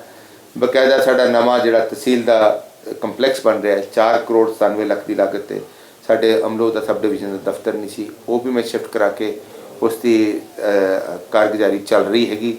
ਟੈਂਡਰ ਲੱਗ ਕੇ ਉਹਦਾ ਕੰਮ ਮੌਕੇ ਤੇ ਚੱਲ ਰਿਹਾ ਹੈਗਾ। ਤੁਸੀਂ ਅਮਲੋਹ ਜਾਓਗੇ ਤਹਿਸੀਲ ਤੇ ਤੁਸੀਂ ਦੇਖ ਸਕਦੇ ਹੈਗੇ। ਔਰ ITI ਜਿੱਥੇ ਸਾਡੇ ਬੱਚਿਆਂ ਦਾ ਭਵਿੱਖ ਜਿਹਦੇ ਨਾਲ ਜੁੜਿਆ ਹੁੰਦਾ, ਟ੍ਰੇਨਿੰਗਾਂ ਲੈ ਸਕੇ, ਬਾਹਰ ਵਿਦੇਸ਼ਾਂ 'ਚ ਵੀ ਜਾ ਸਕਦੇ ਆ ਆਈਲੈਟ ਕਰਕੇ, ਸਾਡੇ ਇੱਥੇ ਵੀ ਆਪਣੇ ਰੁਜ਼ਗਾਰ ਪਾ ਸਕਦੇ ਹਨਗੇ। ਉਹ ਵੀ ਜਿਹੜਾ ਭਗਵਾਨਪੁਰੇ ਸਾਡੇ ਬਣ ਰਿਹਾ 7 ਕਰੋੜ 50 ਲੱਖ ਦੀ ਲਾਗਤ ਤੇ ਉਹ ਮੈਂ ਮੁਕੰਮਲ ਕਰਾ ਸਕਿਆ। ਔਰ ਮੇਰੀ ਖੁਸ਼ਕਿਸਮਤੀ ਸੀ ਕਿ ਖੇਤੀਬਾੜੀ ਮਹਿਕਮੇ ਨਾਲ ਮੈਨੂੰ ਮੰਡੀ ਬੋਰਡ ਜਿਹੜਾ ਨਾਲ ਮਿਲ ਗਿਆ, ਕਿਉਂਕਿ ਮੇਰੀ ਸੜਕਾਂ ਦੀ ਕਾਫੀ ਦੁਰਦਸ਼ਾ ਸੀ ਪਿਛਲੀ 25-30 ਵਰ੍ਹਿਆਂ ਦੀ ਇੱਥੇ। ਔਰ ਜਿਹੜੀ ਅਸੀਂ 41 ਲਿੰਕ ਸੜਕਾਂ ਨਵੀਆਂ ਬਣਾਉਣ ਦਾ ਸ਼ੁਰੂਆਤ ਕੀਤੀ, ਪੱਥਰ ਪੈ ਗਏ ਕਿਉਂਕਿ ਇੱਕ ਠੰਡੇ ਮੌਸਮ 'ਚ ਲੁੱਕ ਪੈ ਨਹੀਂ ਸਕੀ, ਕਿਉਂਕਿ ਮੈਨੂੰ 3 ਮਹੀਨੇ ਮਿਲੇ ਸੀਗੇ ਇਸ ਮਹਿਕਮੇ ਦੇ ਤਹਿਤ। ਔਰ ਉਹ ਵੀ ਇੱਕ ਸਮਾਂ ਸੀਗਾ ਜੇ ਠੰਡ ਪੈ ਰਹੀ ਸੀਗੀ, ਗਰਮੈਸ਼ ਹੁੰਦੀ, ਸ਼ਾਇਦ ਲੁੱਕ ਵੀ ਪਈ ਹੁੰਦੀ। ਤਾਂ ਇਹ ਜਿਹੜੀ ਅਸੀਂ 2 ਸੜਕਾਂ 18 ਫੁੱਟੀਆਂ ਬਣਾ ਸਕੇ। ਇਹ ਟੋਟਲ ਸੜਕਾਂ ਦੀ ਜਿਹੜੀ ਲਾਗਤ ਹੈਗੀ, ਜਿਹੜੀ ਮੰਡੀ ਬੋਰਡ ਦੇ ਦਿਨ ਅਸੀਂ ਮੁਕੰਮਲ ਕਰਾਈ ਹੈ, 22 ਕਰੋੜ 83 ਲੱਖ ਰੁਪਇਆ ਇਸ 'ਤੇ ਲਾਗਤ ਕਰਵਾ ਸਕਿਆ। ਔਰ ਜਿਹੜੀ 3 ਸੜਕਾਂ ਚੌੜੀਆਂ ਜਿਹੜੇ ਨੂੰ ਅਸੀਂ ਲੋਨ ਐਕਸਟੈਂਡ ਕੀਤਾ ਹੈ ਮੰਡੀ ਬੋਰਡ ਨੇ, ਉਹਦੇ ਵਿੱਚ ਅਸੀਂ 18 ਫੁੱਟੀਆਂ 3 ਸੜਕਾਂ ਬਣਾਈਆਂ, ਉਹ PWD ਮਹਿਕਮੇ ਦੇ ਦੁਆਰਾ ਕੀਤੀਆਂ ਜਾ ਰਹੀਆਂ ਹੋਣਗੀਆਂ। ਉਹਨਾਂ ਨੂੰ ਅਸੀਂ ਲੋਨ ਐਕਸਟੈਂਡ ਕੀਤਾ। ਖਮਾਣਾ ਤੋਂ ਲੈ ਕੇ ਕਲੋਹਾ, ਜਲਾਲਪੁਰ ਤੋਂ ਭਮਾਸਰੀ ਤੇ ਬੁੱਗੇ ਤੋਂ ਹਿੰਮਤਗੜ੍ਹ, ਇਹ 5 ਕਰੋੜ ਤਕਰੀਬਨ 23 ਲੱਖ ਦੀ ਲਾਗਤ ਤੇ ਮੁਕੰਮਲ ਹੋ ਰਹੀਆਂ ਹੋਣਗੀਆਂ। 16 ਕਰੋੜ ਦੇ ਨਾਲ ਪੁਰਾਣੀ ਸੜਕਾਂ ਦੀ ਰਿਪੇਅਰ ਮੰਡੀ ਬੋਰਡ ਦੇ ਅਧੀਨ ਮੈਂ ਹੁਣ ਸ਼ੁਰੂ ਕਰਾਈ ਹੋਈ ਹੈ, ਜਿਹੜੀ ਪਹਿਲਾਂ 4.5 ਸਾਲ 'ਚ ਹੋਈਆਂ ਨਹੀਂ ਸੀ। ਔਰ ਮੰਡੀਆਂ ਦੇ ਜਿਹੜੇ ਸਾਡੇ ਦੋਹੇ ਫੜ ਹੋਣਗੇ, ਗੋਬਿੰਦਗੜ੍ਹ ਦੀ ਔਰ ਅਮਲੋਹ ਦੀ, ਇਹ 14 ਕਰੋੜ ਦੀ ਲਾਗਤ ਤੇ ਦੋਹੇ ਪਾਸੇ ਸੜਕਾਂ ਦਾ ਨਿਰਮਾਣ ਹੋ ਰਿਹਾ। ਫੜ ਪੱਕੇ ਤੌਰ ਤੇ ਉੱਚੇ ਕੀਤੇ ਜਾ ਰਹੇ ਹੋਣਗੇ। ਔਰ ਨਾਲ ਇਸ ਮਹਿਕਮੇ ਦੇ ਅਧੀਨ ਮੇਰਾ, ਕਿਉਂਕਿ 8 ਤਰੀਕ ਨੂੰ ਕੋਡ ਲੱਗਿਆ, ਸਾਡੀ ਨੋਟੀਫਿਕੇਸ਼ਨ 6 ਤਰੀਕ ਨੂੰ ਹੋਈ ਹੈ, 7 ਤਰੀਕ ਨੂੰ ਅਫੀਸ਼ੀਅਲ ਤੌਰ ਤੇ ਮੇਰੇ ਕੋਲ ਆਈ ਹੈ।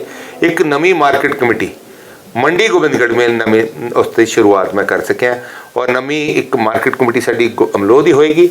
ਅਮਲੋਹ ਪੁਰਾਣੀ ਸੀਗੀ ਸਾਡੀ, ਨਵੀਂ ਗੋਬਿੰਦਗੜ੍ਹ ਦੀ ਮਾਰਕੀਟ ਕਮੇਟੀ ਦਾ ਉੱਥੇ ਮੈਂ ਬੁਨਿਆਦੀ ਢਾਂਚਾ ਬਣਾ ਸਕਿਆ, ਜਿਹਦੇ ਵਿੱਚ 54 ਪਿੰਡ ਨਾਲ ਬੰਨੇ ਗਏ ਹੋਣਗੇ। ਔਰ ਜਿੱਥੇ ਤੱਕ ਸਵਾਲ ਹੈਗਾ ਪੈਨਸ਼ਨਾਂ ਪੁੰਸ਼ਨਾਂ, ਇਹ ਤਾਂ ਰੈਗੂਲਰ ਕੰਮ ਚੱਲਦੇ ਹੋਣਗੇ, ਪਰ ਲੇਕਿਨ ਆਪਣੇ ਮੈਂ ਹਲਕੇ 'ਚ ਤਕਰੀਬਨ 17,622 ਲਾਭਪਾਤਰਾਂ ਨੂੰ ਪੈਨਸ਼ਨ ਦੇ ਸਕਿਆ, ਜਿਹੜੀ ਲਾਗਤ ਲਗਭਗ 18 ਕਰੋੜ 50 ਲੱਖ ਰੁਪਇਆ 31,000 ਰੁਪਏ ਹੋਣਗੇ, ਜਿਹੜੀ ਮੈਂ ਇਹ ਆਪਣੇ ਏਰੀਆ 'ਚ ਇੱਕ ਸਹੂਲਤ ਦੇ ਰੂਪ 'ਚ ਆਪਣਾ ਦੇ ਸਕਿਆ। ਨਾਲ ਜਿੱਥੇ ਤੱਕ ਸਵਾਲ ਹੈਗਾ ਆਪਣੇ ਹਲਕੇ ਦਾ, ਸਭ ਤੋਂ ਵੱਧ ਪੰਜਾਬ ਦਾ ਮਨਰੇਗਾ ਦਾ ਜੇ ਕੰਮ ਹੋਇਆ ਤਾਂ ਸਾਡੇ ਅਮਲੋਹ ਹਲਕੇ ਦਾ ਉਸ ਦਾ ਮਾਣ ਉੱਚਾ ਹੋਇਆ।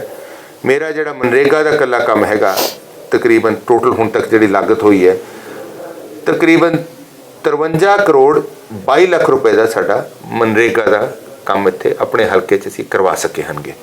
ਔਰ ਮੈਨੂੰ ਖੁਸ਼ੀ ਹੋਈ ਹੈ ਕਿ ਜਿਹੜੀ ਲਾਗਤ ਕਰ ਸਕੇ ਸੀ ਪਿੰਡਾਂ ਦੇ ਤਹਿਤ, ਇਸ ਦਾ ਪਿੰਡਾਂ 'ਚ ਕਾਫੀ ਸੁਧਾਰ ਹੋਇਆ, ਜਿਹਦੇ ਵਿੱਚੋਂ ਟੋਟਲ ਪਿੰਡ ਮੇਰੇ 96 ਹੋਣਗੇ ਜੀ। 96 ਚੋਂ 72 ਪਿੰਡਾਂ 'ਚ ਮੈਂ ਪਾਰਕ ਬਣਾ ਕੇ, ਸੀਵਰੇਜ ਪਾ ਕੇ, ਉੱਥੇ ਓਪਨ ਜਿਮ ਲਗਾ ਕੇ ਨਿਰਮਾਣ ਦੇ ਰੂਪ 'ਚ ਰੱਖਿਆ, ਕਿਉਂਕਿ ਉਹ ਵੀ ਇੱਕ ਗੰਦਗੀ ਦੇ ਜੜ ਸੀ। ਨਿਰੀ ਜ਼ਹਿਰ ਪੀਂਦੇ ਸੀ, ਨਿਰੀ ਜ਼ਹਿਰ ਖਾਂਦੇ ਸੀਗੇ। ਪੁਰਾਣੇ ਜ਼ਮਾਨਿਆਂ 'ਚ ਜਦ 1954 'ਚ ਹੱਦਬੰਦੀਆਂ ਹੋਈਆਂ, ਜਦ ਪਿੰਡ ਲਾਲ ਡੋਰੀਆਂ 'ਚ ਬੰਨੇ ਗਏ, ਉਹ ਤੋਂ 10 ਗੁਣੇ ਆਬਾਦੀਆਂ ਵੱਧ ਗਈਆਂ। ਉਹ ਸਾਰੇ ਪਿੰਡਾਂ ਦੇ ਸੀਵਰੇਜ ਉਸ ਟੋਬੇ ਜਾਂਦੀ ਸੀ, ਤਾਂ ਟੋਬੇ ਜਿਹਨਾਂ ਕੋਲ ਪੰਚਾਇਤੀ ਜ਼ਮੀਨਾਂ ਸਨ, ਉਹਨਾਂ ਨੂੰ ਮੈਂ ਬਾਹਰ ਸ਼ਿਫਟ ਕਰਾ ਕੇ ਉੱਥੇ ਪਾਰਕਾਂ ਦੇ ਰੂਪ ਦੇ ਸਕਿਆ। ਔਰ ਲੋਕ ਉੱਥੇ ਸੈਰ ਕਰਦੇ ਹੋਣਗੇ, ਕਈਆਂ 'ਤੇ ਲਾਈਟਾਂ ਵੀ ਲੱਗ ਰਹੀਆਂ ਹੋਣਗੀਆਂ, ਔਰ ਕਈਆਂ 'ਤੇ ਸਾਡੇ ਉੱਥੇ ਗਰਾਊਂਡਸ ਵੀ ਬਣਾਏ ਜਾ ਰਹੇ ਹੋਣਗੇ, ਤਾਂ ਕਿ ਬੱਚਿਆਂ ਦਾ ਭਵਿੱਖ ਸਾਡੀ ਖੇਡਾਂ ਦੇ ਨਾਲ ਰੁਝਾਨ ਜੁੜ ਸਕੇ।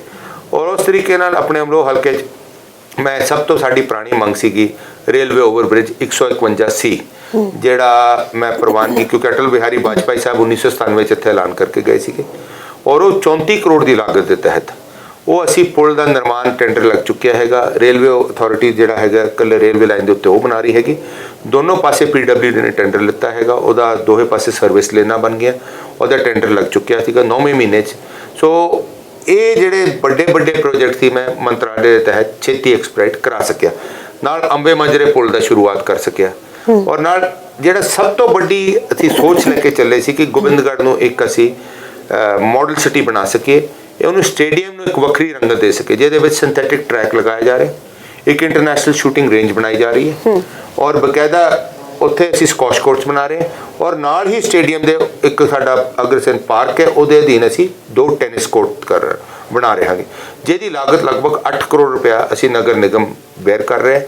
ਔਰ ਉਹਦੇ ਤਹਿਤ ਅਸੀਂ ਗਰੀਬਾਂ ਨੂੰ ਇੱਕ ਸਹੂਲਤ ਦੇਣ ਚੱਲੇ, ਤਾਂ ਕਿ we can produce good sportsman for the state of Punjab. Sir ਤੁਸੀਂ ਆਪਣੇ ਇਸ ਵਾਰ ਦੀ ਚੋਣਾਂ ਦੇ ਵਿੱਚ ਟੱਕਰ ਕਿਸ ਨੂੰ ਮੰਨਦੇ ਹੈ? ਅਕਾਲੀ ਦਲ ਦਾ ਰਾਜੂ ਖੰਨਾ ਖੜਾ ਹੈ ਇਸ ਹਲਕੇ ਤੋਂ, ਆਮ ਆਦਮੀ ਪਾਰਟੀ ਦਾ ਵੀ ਇੱਕ ਨੁਮਾਇੰਦਾ ਇਹਦੇ ਵਿੱਚ ਖੜਾ ਹੋ ਰੱਖਿਆ ਹੈ। किस ਨੂੰ मेन टक्कर मानते, क्योंकि इस बार किसानों ने भी अपनी पार्टी बना ली है, भाजपा दा ने भी अपना इस हल्के दे लिए अनाउंस कर दिता है।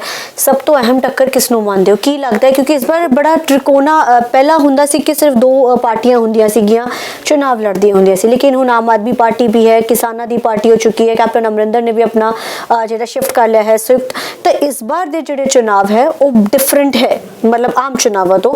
ਸੋ ਟੱਕਰ ਸਭ ਤੋਂ ਜ਼ਿਆਦਾ ਇਸ ਹਲਕੇ ਦੇ ਵਿੱਚ ਤੁਹਾਡੀ ਕਿਸ ਦੇ ਨਾਲ ਰਹੇਗੀ? ਦੇਖੋ, ਮੇਰੀ ਜ਼ਿੰਦਗੀ ਦੇ ਸਫਰ ਜਦ ਤੋਂ ਮੈਂ ਰਾਜਨੀਤਿਕ ਜੀਵਨੀ 'ਚ ਪਿਆ, ਮੇਰੇ ਖਿਆਲ 4-5 ਤਿਕੋਣੀ ਮੇਰੀ ਟੱਕਰ ਸਦਾ ਲਈ ਰਹੀ ਹੈ। ਸੋ ਪਰਮਾਤਮਾ ਮਿਹਰਬਾਨੀ ਰਹੂਗਾ, ਜਿਹਦੀ ਵੀ ਜਿੱਥੇ ਤੱਕ ਸਵਾਲ ਹੈ ਅਸੀਂ ਕਾਰਗੁਜ਼ਾਰੀ ਤੇ ਜੇ ਅੱਛੀ ਕਾਰਗੁਜ਼ਾਰੀ ਕੀਤੀ ਲੋਕ ਸਾਨੂੰ ਵੋਟ ਪਾ ਦੇਣਗੇ, ਜੇ ਨਹੀਂ ਅੱਛੀ ਕਾਰਗੁਜ਼ਾਰੀ ਕੀਤੀ ਲੋਕ ਸਾਨੂੰ ਨਕਾਰ ਦੇਣਗੇ। ਹਲੇ ਮੈਂ ਤੁਹਾਨੂੰ ਪ੍ਰੋਜੈਕਟ ਕਾਫੀ ਦੱਸ ਸਕਿਆ, ਕਾਫੀ ਤੁਸੀਂ ਮੈਨੂੰ ਵਿੱਚ ਰੋਕਤਾ। 4.25 ਕਰੋੜ ਦਾ ਅਸੀਂ ਸੂਆ ਵੀ ਬਣਾ ਰਹੇ, ਜਿੱਥੇ ਦੋਵੇਂ ਪਾਸੇ ਉਹਦੀ ਵਾਕਿੰਗ ਟਰੈਕ ਬਣਾਈ ਜਾ ਰਹੀ ਹੈ।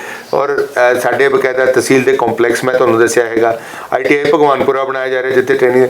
ਸੋ ਇਸ ਤਰ੍ਹਾਂ ਦੇ ਮੈਂ ਸੋਚ ਲੈ ਕੇ ਚੱਲੇ ਜੀ। ਇੱਕ ਬਾਈਪਾਸ ਵੀ ਬਣਾ ਰਹੇ ਜਿੱਥੇ ਅਮਲੋਹ ਦਾ ਬਾਈਪਾਸ ਅੰਬੇ ਮਾਜਰੇ ਨਾਲ ਜਾ ਕੇ ਜੁੜਨਾ, ਲੌਂਗ ਟਰਮ ਦਾ ਪਰਸਪੈਕਟਿਵ ਹੈਗਾ।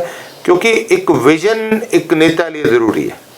ਸਾਡੇ ਰਾਜਨੀਤਿਕ ਅਦਾਰੇ 'ਚ ਕਹਿੰਦੇ ਹਨ ਜਦ ਤੱਕ ਇਨਸਾਨ ਮਰਦਾ ਨਹੀਂ ਕੁਰਸੀ ਛੱਡਦਾ ਨਹੀਂ। ਤਾਂ ਮੈਂ ਮਹਿਸੂਸ ਕਰਦਾ ਕਿ ਜ਼ਿੰਦਗੀ ਦੇ ਸਫ਼ਰ 'ਚ ਜੇ ਇਨਸਾਨ ਦੀ ਪਛਾਣ ਜਾਂ ਯਾਦਗਾਰ ਰਹਿਣੀ ਹੈ, ਅੱਜ ਅਸੀਂ ਆਪਣੇ ਬਜ਼ੁਰਗਾਂ ਦੀ ਸੀਸਾਂ ਖੱਟ ਰਹੇ ਹਾਂ, ਤਾਂ ਸਾਡੇ ਬੱਚੇ ਵੀ ਉਹੀ ਸੀਸਾਂ ਲੈਣ ਤਾਂ ਕਿ ਰਣਦੀਪ ਸਿੰਘ ਅੱਛੇ ਕੰਮ ਕਰ ਗਿਆ ਸੀਗਾ। ਤਾਂ ਉਸ ਦੇ ਤਹਿਤ ਮੈਂ ਟੱਕਰ ਮੈਂ ਨਹੀਂ ਕਹਿ ਸਕਦਾ ਕਿਸ ਨਾਲ ਹੋਣੀ ਹੈ ਕਿਸ ਨਾਲ ਨਹੀਂ ਹੋਣੀ, ਕਿਉਂਕਿ ਸਾਰੇ ਜਿਹੜੇ ਕਹਿੰਦੇ ਪਹਿਲਵਾਨ ਜਦ ਕੁਸ਼ਤੀ ਲੜਦੇ ਹੈ ਸਾਰੇ ਜਿੱਤਣ ਲਈ ਲੜਦੇ ਹੈ। ਠੇਬੀ ਮਾਰ ਕੇ ਕਦੇ ਕੋਈ ਸੁੱਟਦਾ ਫਿਰ ਦੂਜਾ ਡਿੱਗ ਕੇ ਤੁਰ ਪੈਂਦਾ। ਸੋ ਇਹ ਸਮਾਂ ਤੈਅ ਕਰੂਗਾ ਕਿਸ ਤਰ੍ਹਾਂ ਨਾਲ ਲੜਾਈ ਹੈ। ਪਰ ਮੇਰਾ ਲਕਸ਼ ਇੱਕ ਹੈ ਔਰ ਕਿ ਮੈਂ ਆਪਣੇ ਵਿਕਾਸ ਦੇ ਕਾਰਜਾਂ ਦੇ ਤਹਿਤ ਮੈਂ ਲੋਕਾਂ ਕੋਲ ਵੋਟ ਮੰਗਣ। ਅਕਾਲੀ ਦਲ ਦੀ ਗੱਲ ਕੀਤੀ ਜਾਵੇ, ਬਰਗਾੜੀ ਮੁੱਦਾ ਸੀਗਾ ਬੇਸ਼ੱਕ, ਔਰ ਚਾਹੇ ਉਹ STF ਦਾ ਮਤਲਬ ਉਸਨੂੰ ਘੇਰਦੇ ਰਹੇ ਨੇ। ਆਮ ਆਦਮੀ ਪਾਰਟੀ ਇਸ ਵਾਰ ਆਈ ਹੈ, ਕਹਿੰਦੇ ਸੀ ਆਮ ਲੋਕ ਹੈ, ਅਸੀਂ ਉਹਦੇ ਹੈਲਥ ਸਰਵਿਸਿਜ਼ ਸਹੀ ਕਰਾਂਗੇ। ਐਜੂਕੇਸ਼ਨ ਸਿਸਟਮ ਨੂੰ ਲੈ ਕੇ ਸਰਕਾਰ ਨੂੰ ਲਗਾਤਾਰ ਉਹ ਘੇਰਦੇ ਰਹੇ ਨੇ ਔਰ ਬਹੁਤ ਜ਼ਿਆਦਾ ਜਿਸ ਤਰੀਕੇ ਦੇ ਨਾਲ ਪਿੱਛੇ ਜੇ ਹੁਣ ਧਰਨੇ ਮੁਜ਼ਾਹਰੇ ਵੀ ਬਹੁਤ ਲੱਗੇ ਔਰ ਟੀਚਰਸ ਨੇ ਲਗਾਤਾਰ, ਚਾਹੇ ਠੇਕੇ ਮੁਲਾਜ਼ਮ ਹੈ, ਕੱਚੇ ਮੁਲਾਜ਼ਮਾਂ ਦਾ ਬੜਾ ਧਰਨਾ ਪੰਜਾਬ ਦੇ ਵਿੱਚ ਦੇਖਣ ਨੂੰ ਮਿਲਿਆ। ਸੋ ਸਰ ਕੀ ਲੱਗਦਾ ਹੈ ਤੁਹਾਨੂੰ ਕਿ ਉਹ ਲਗਾਤਾਰ ਕਹਿ ਰਹੇ ਨੇ ਔਰ ਅਕਾਲੀ ਦਲ ਵੀ ਲਗਾਤਾਰ ਵਿਰੋਧੀ ਵੀ ਤੁਹਾਨੂੰ ਜ਼ਰੂਰ ਘੇਰ ਰਹੇ ਨੇ, ਬੋਲ ਰਹੇ ਨੇ ਕੁਝ ਵਿਕਾਸ ਨਹੀਂ ਕੀਤਾ ਹੈ, ਆਪਣੀ ਹੀ ਪਾਰਟੀ ਦੇ ਲੋਕਾਂ ਦੇ ਖਿਲਾਫ ਪਰਚੇ, ਤਮਾਮ ਚੀਜ਼ਾਂ ਨੂੰ ਲੈ ਕੇ ਤੁਸੀਂ ਘਿਰਦੇ ਰਹੇ ਹੋ, ਕਿਵੇਂ ਦੇਖਦੇ ਹੋ? ਵਿਰੋਧੀ ਤਰ੍ਹਾਂ ਦਾ ਹੁੰਦਾ ਹੈ ਵਿਰੋਧ ਕਰਨਾ, ਤੱਥਾਂ ਤੇ ਵਿਰੋਧ ਕਰਨਾ ਚਾਹੀਦਾ ਹੈ ਬਜਾਏ ਕਿ ਬੇਬੁਨਿਆਦ ਦੋਸ਼ ਲਾ ਕੇ ਇਲਜ਼ਾਮ ਲਾ ਕੇ। ਉਹਨਾਂ ਦੀ ਮਾਨਸਿਕਤਾ, ਉਹਨਾਂ ਦੀ ਕਾਬਲੀਅਤ ਤੇ ਉਹਨਾਂ ਦੀ ਸੋਚਣੀ ਦਿਖਦੀ ਹੈ ਕਿ ਕਿਸ ਕਾਬਲੀਅਤ ਦੇ ਮਾਲਕ ਹਨਗੇ ਤੇ ਕੀ ਆਸ ਉਹਨਾਂ ਤੋਂ ਜਾਂ ਕੀ ਉਮੀਦ ਲੋਕ ਰੱਖ ਸਕਦੇ ਹਨ। ਜਿੱਥੇ ਤੱਕ ਸਵਾਲ ਹੈ ਤੁਸੀਂ ਜ਼ਿਕਰ ਕੀਤਾ ਹੈ ਆਮ ਆਦਮੀ ਪਾਰਟੀ ਦਾ, ਆਮ ਆਦਮੀ ਪਾਰਟੀ ਨੇ ਤੁਸੀਂ ਆਪ ਕਿਹਾ ਹੈਲਥ ਦੇ ਤਹਿਤ ਬੜੀ ਤਵੱਜੋ ਦਿੱਤੀ ਹੈ। ਤੁਸੀਂ ਆਪ ਵੀ ਲੋਕਡਾਊਨ 'ਚ ਰਹੇ ਹੋ, ਪ੍ਰੈਸ ਵਾਲੇ ਸਾਥੀ ਬਾਹਰ ਸੜਕਾਂ 'ਤੇ ਨਹੀਂ ਘੁੰਮ ਸਕੇ, ਅਸੀਂ ਵੀ ਲੋਕਡਾਊਨਾਂ 'ਚ ਰਹੇ। ਸਭ ਤੋਂ ਵੱਧ ਜੇ ਹਿੰਦੁਸਤਾਨ 'ਚ ਜ਼ਿੰਦਗੀਆਂ ਦੀ ਤਬਾਹੀ ਮੱਚੀ ਹੈ ਜਾਂ ਉਜਾੜਾ ਹੋਇਆ ਤਾਂ ਦਿੱਲੀ 'ਚ ਹੋਇਆ ਨਾ, ਜਿੱਥੇ ਕਹਿੰਦੇ ਹਨ ਕਿ ਸਭ ਤੋਂ ਵੱਧ ਮੁਹੱਲਾ ਕਲੀਨਿਕ ਬਣਾਏ ਨੇ। ਉਹੀ ਲੋਕ ਆ ਕੇ ਹਰਿਆਣੇ ਦੇ ਪ੍ਰਾਈਵੇਟ ਹਸਪਤਾਲਾਂ ਤੇ ਪੰਜਾਬ ਦੇ ਪ੍ਰਾਈਵੇਟ ਹਸਪਤਾਲਾਂ ਇਲਾਜ ਕਰਾਉਂਦੇ।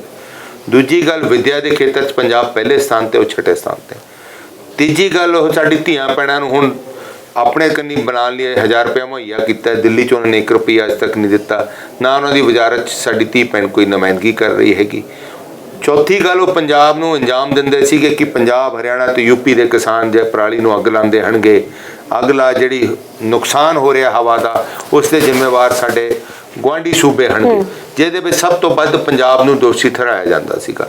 ਔਰ ਇਹ ਉਹੀ ਦਿੱਲੀ ਦੀ ਸਰਕਾਰ ਹੈ ਜਿਨ੍ਹਾਂ ਨੇ 3 ਕਾਲੇ ਕਾਨੂੰਨ ਬਿੱਲ ਨੋਟੀਫਾਈ ਕੀਤੇ ਸੀਗੇ, ਅੱਜ ਤੱਕ ਨੋਟੀਫਾਈ ਨਹੀਂ ਕੀਤੇ। ਚਲੋ ਵੱਖਰੀ ਗੱਲ ਹੈ, ਕੇਂਦਰ ਦੀ ਸਰਕਾਰ ਤੇ ਜ਼ੋਰ ਪਾ ਕੇ ਕਿਸਾਨਾਂ ਨੇ ਰੱਦ ਕਰਾਤੇ, ਲੇਕਿਨ ਪੰਜਾਬ ਸਰਕਾਰ ਪਹਿਲੀ ਸਰਕਾਰ ਸੀ ਜਿਨ੍ਹਾਂ ਨੇ ਇਹ ਰੱਦ ਕੀਤੇ ਰੈਜ਼ੋਲੂਸ਼ਨ ਪਾ ਕੇ। ਦੂਜੀ ਗੱਲ, ਜਿਹੜਾ ਪਰਾਲੀ ਦਾ ਦੋਸ਼ ਸਾਡੇ ਤੇ ਲਾਉਂਦੇ ਸੀ, ਕੇਂਦਰ ਦੀ ਸਰਕਾਰ ਨੇ, ਭਾਜਪਾ ਸਰਕਾਰ ਨੇ, ਜਿਹੜੇ ਸੰਧਾਂ ਦੇ ਅਧੀਨ ਅਸੀਂ ਸਾਨੂੰ ਮਾਨ ਸਤਿਕਾਰ ਦਿੱਤਾ ਗਿਆ। ਪਰਮਾਰ ਯੂਨੀਵਰਸਿਟੀ 'ਚ 2 ਹਫ਼ਤੇ ਪਹਿਲਾਂ ਸਾਨੂੰ ਇੱਕ ਬਕਾਇਦਾ ਮਾਨਤਾ ਦਿੱਤੀ ਗਈ ਕਿ ਜਿਹੜੀ ਕ੍ਰੌਪ ਰੈਜ਼ੀਡਿਊ ਮੈਨੇਜਮੈਂਟ ਦਾ ਮਾਨ ਸਤਿਕਾਰ ਹਿੰਦੁਸਤਾਨ ਦੇ ਪ੍ਰਧਾਨ ਸੂਬੇ ਨੂੰ ਦਿੱਤਾ ਜਾਂਦਾ, ਤਾਂ ਉਹਦਾ ਮਾਨ ਸਤਿਕਾਰ ਪਹਿਲੇ ਸਥਾਨ ਤੇ ਪੰਜਾਬ ਨੂੰ ਦਿੱਤਾ ਗਿਆ ਪਰਮਾਰ ਯੂਨੀਵਰਸਿਟੀ 'ਚ। ਤਾਂ ਉਹਦਾ ਸਾਡਾ ਪੰਜਾਬ ਨੂੰ ਖੇਤੀਬਾੜੀ ਮਹਿਕਮੇ ਨੂੰ ਮਾਨ ਮਿਲਿਆ। ਤਾਂ ਦਿੱਲੀ ਸਰਕਾਰ ਨੂੰ ਤੁਸੀਂ ਕੇਜਰੀਵਾਲ ਸਾਹਿਬ ਨੇ ਇੰਨਾ ਸੀਰੀਅਸਲੀ ਨਾ ਲਿਆ ਕਰੋ। ਮੈਂ ਤਾਂ ਲੋਕਾਂ ਨੂੰ ਵੀ ਕਹਿਣਾ ਹੈਗਾ ਕਿ ਕੇਜਰੀਵਾਲ ਸਾਹਿਬ ਦੀ ਕਹਿਣੀ ਤੇ ਕਰਨੀ ਦਾ ਬੜਾ ਅੰਤਰ ਹੈ। ਭਗਵੰਤ ਮਾਨ ਨੂੰ CM ਚਿਹਰਾ ਅਨਾਉਂਸ ਕੀਤਾ, ਇੰਪੈਕਟ ਪਏਗਾ ਇਸਦਾ ਕੀ ਲੱਗਦਾ? ਕੋਈ ਵਿਸ਼ੇ ਆਲ ਦਾ ਬੈਸਟ ਹੀ ਹੈ। ਉਹਨਾਂ ਨੇ ਆਪਣੀ ਲੜਾਈ ਲੜਨੀ, ਅਸੀਂ ਆਪਣੀ ਲੜਾਈ ਲੜਨੀ ਹੈ। ਹਰ ਨੇ ਆਪਣੀ ਲੜਾਈ ਲੜਨੀ ਹੁੰਦੀ ਹੈ। ਜਿਹੜੇ ਮੈਂ ਤੁਹਾਨੂੰ ਪਹਿਲਾਂ ਕਿਹਾ, ਪਹਿਲਵਾਨ ਆਪਣੇ ਆਪਣੇ ਦਾਅ ਪੇਚ ਖੇਡਦੇ ਹੋਣਗੇ, ਪਰ ਕਿਤੇ ਨਾ ਕਿਤੇ ਮੈਂ ਜ਼ਰੂਰ ਤੁਹਾਡੇ ਮਾਧਿਅਮ ਦੇ ਬੇਨਤੀ ਕਰੂੰ ਕਿ ਪੋਲਿਟਿਕਸ 'ਚ ਜਿਹੜੀ ਗਿਰਾਵਟ ਆ ਰਹੀ ਹੈ, ਲੋਕਾਂ ਦਾ ਵਿਸ਼ਵਾਸ ਟੁੱਟ ਰਿਹਾ, ਉਹ ਸਾਡੀ ਐਥਿਕਸ ਟੁੱਟਦੇ ਜਾ ਰਹੇ ਆ ਪੋਲਿਟਿਕਸ ਦੇ। ਉਹ ਸਾਨੂੰ ਬਰਕਰਾਰ ਰੱਖਣ ਦੀ ਲੋੜ ਹੈ ਤਾਂ ਕਿ ਲੋਕਾਂ ਦਾ ਵਿਸ਼ਵਾਸ ਐਸਾ ਨਾ ਟੁੱਟ ਜਾਏ ਕਿ ਰਾਜਨੀਤਿਕ ਲੋਕਾਂ ਨੂੰ ਘਰਾਂ 'ਚ ਵੜਨ ਨਾ ਪਾਬੰਦ ਕਰ ਦੇਣਗਾ। ਸਰ, ਇੱਕ ਚੀਜ਼ ਦੇਖੀ ਜਾਂਦੀ ਹੈ ਕਿ ਪੈਰਾਸ਼ੂਟ ਐਂਟਰੀਜ਼ ਦੀ ਬੜੀ ਇਸ ਵਾਰ ਕਾਂਗਰਸ ਦੇ ਵਿੱਚ ਰਹੀ ਹੈ, ਚਾਹੇ ਮਾਲਵਿਕਾ ਸੂਦ ਦੀ ਗੱਲ ਹੋਵੇ, ਚਾਹੇ ਫਿਰ ਗੱਲ ਕੀਤੀ ਜਾਵੇ ਸਿੱਧੂ ਮੂਸੇਵਾਲੇ ਦੀ। ਬਗਾਵਤੀ ਸਰੂਰ ਜ਼ਰੂਰ ਪਾਰਟੀ ਵਿੱਚ ਆਏ ਨੇ। ਲੱਗਦਾ ਹੈ ਕਿ ਜੋ ਇਸ ਤਰੀਕੇ ਦੇ ਕਲਾਕਾਰ ਜਾਂ ਕੋਈ ਵੀ ਪਾਰਟੀ ਵਿੱਚ ਆਉਂਦੇ ਆ ਜਾਂ ਕੋਈ ਐਂਟਰੀਜ਼ ਹੁੰਦੀ, ਪਾਰਟੀ ਨੂੰ ਇਸ ਦਾ ਫਾਇਦਾ ਹੁੰਦਾ ਹੈ ਜਾਂ ਨਹੀਂ ਹੁੰਦਾ? ਕਿਸ ਪਰਸੈਪਟ ਤੁਸੀਂ ਦੇਖਦੇ ਹੋ ਇਸ ਨੂੰ? ਦੇਖੋ, ਇਸ ਤੇ ਮੈਂ ਤਕਰੀਰ ਸਾਡੇ ਪਾਰਟੀ ਦੇ ਕੈਂਡੀਡੇਟ ਬਣੇ ਤਕਰੀਰ ਕਰਨਾ ਉਚਿਤ ਤੇ ਮੁਨਾਸਿਬ ਨਹੀਂ ਸਮਝੂੰਗਾ, ਕਿਉਂਕਿ ਹੁਣ ਉਹ ਸਾਡੇ ਪਾਰਟੀ ਦੇ ਕੈਂਡੀਡੇਟ ਹਨਗੇ। ਠੀਕ ਹੈ, ਕੁਝ ਸੋਚ ਸਮਝ ਕੇ ਲੈ ਕੇ ਆਏ ਹੋਣੇ ਹੈ ਪਾਰਟੀ ਨੂੰ। ਹੁਣ ਜੇ ਨੁਕਸਾਨ ਫਾਇਦਾ ਉਹ ਤਾਂ ਗਾਹਾਂ ਨੂੰ ਦੱਸੂਗਾ, ਸਾਡਾ ਤਾਂ ਉਹ ਹਾਲ ਹੈ ਜਿਹੜਾ ਤੁਸੀਂ ਸਵਾਲ ਪੁੱਛਿਆ ਕਿ ਗਾਂ ਦੁੱਧ ਦਊਗੀ, ਲੱਸੀ ਰਿੜਕਾਂਗੇ ਜਾਂ ਨਹੀਂ ਰਿੜਕਾਂਗੇ। ਸੋ ਹਲੇ ਜਦ ਪਹਿਲਾਂ ਨਤੀਜੇ ਆਣਗੇ ਪਤਾ ਲੱਗੂਗਾ ਸਾਨੂੰ ਫਾਇਦਾ ਹੋਣਾ ਕਿ ਨੁਕਸਾਨ ਹੋਣਾ। लेकिन पार्टी च लेके तो इस चीज़ ਲਈ ਲਿਆ ਜਾਂਦਾ ਕਿਉਂਕਿ ਇਹ ਰਿਵਾਇਤ ਦੇਖੀ ਗਈ ਹੈ, ਹਰ ਪਾਰਟੀਆਂ ਲੈ ਕੇ ਆਉਂਦੀਆਂ ਹੈ, ਲੇਕਿਨ ਇਸ ਦੇ ਨਾਲ ਕਿਤੇ ਨਾ ਕਿਤੇ ਨਾਰਾਜ਼ਗੀ ਪਾਰਟੀਆਂ ਦੇ ਵਿੱਚ ਹੁੰਦੀ ਹੈ ਤੇ ਤੁਹਾਡੀ ਪਾਰਟੀ ਵਿੱਚ ਵੀ ਬਹੁਤ ਦੇਖੀ ਗਈ ਹੈ। ਔਰ ਨਾਰਾਜ਼ਗੀ ਇਸ ਕਦਰ ਰਹੀ ਹੈ ਕਿ ਉਹਨਾਂ ਨੇ ਅਲੱਗ ਤੋਂ ਜਾ ਕੇ ਆਪਣੇ ਪਾਰਟੀ ਬੋਲੇ ਕਿਸੇ ਆਜ਼ਾਦ ਲੜਾਂਗੇ, ਅਸੀਂ ਇਹ ਕਰਾਂਗੇ, ਬਹੁਤ ਜੀ ਚੀਜ਼ ਦੇਖੀ। ਖਾਮਿਆਜ਼ਾ ਪਾਰਟੀ ਨੂੰ ਹੁੰਦਾ ਹੈ। ਦੇਖੋ ਮੈਂ ਜਿਵੇਂ ਪਹਿਲਾਂ ਕਿਹਾ ਪਾਰਟੀਆਂ ਦਾ ਨਿਰਣय ਹੁੰਦਾ, ਇਸ ਦਾ ਮੈਂ ਸਮਝਦਾ ਕਿਤੇ ਨਾ ਕਿਤੇ ਉਹਨਾਂ ਨੇ ਸੋਚ ਸਮਝ ਕੇ ਕਿ ਕਿਉਂਕਿ ਸੈਲੀਬ੍ਰਿਟੀ ਸਟੇਟਸ ਹੁੰਦਾ ਹੈ ਜਾਂ ਉਸ ਆਸ ਨਾਲ ਕਿ ਲੋਕ ਸਾਡੇ ਨਾਲ ਜੁੜਦੇ ਆ, ਉਸ ਦਾ ਜਿਹੜਾ ਨੁਕਸਾਨ ਫਾਇਦਾ ਹੈ ਉਹ ਆਪਾਂ ਦੇਖਦੇ ਨਹੀਂ ਉਸ ਸਮੇਂ। ਉਸ ਦਾ ਤਾਂ ਗਾਹਾਂ ਤੋਂ ਜਾ ਕੇ ਆਪਾਂ ਨੂੰ ਜਾਣਕਾਰੀ ਹੋਊਗੀ ਕਿ ਨੁਕਸਾਨ ਹੋਇਆ ਕਿ ਫਾਇਦਾ ਹੋਇਆ। ਪਰ ਮੈਂ ਸਮਝਦਾ ਕਾਂਗਰਸ ਪਾਰਟੀ ਨੇ ਦਿੱਤਾ ਹੈ, ਦੂਜੀ ਪਾਰਟੀਆਂ ਵੀ ਇਹੀ ਕੁਝ ਕਰ ਰਹੀਆਂ ਹੋਣਗੀਆਂ।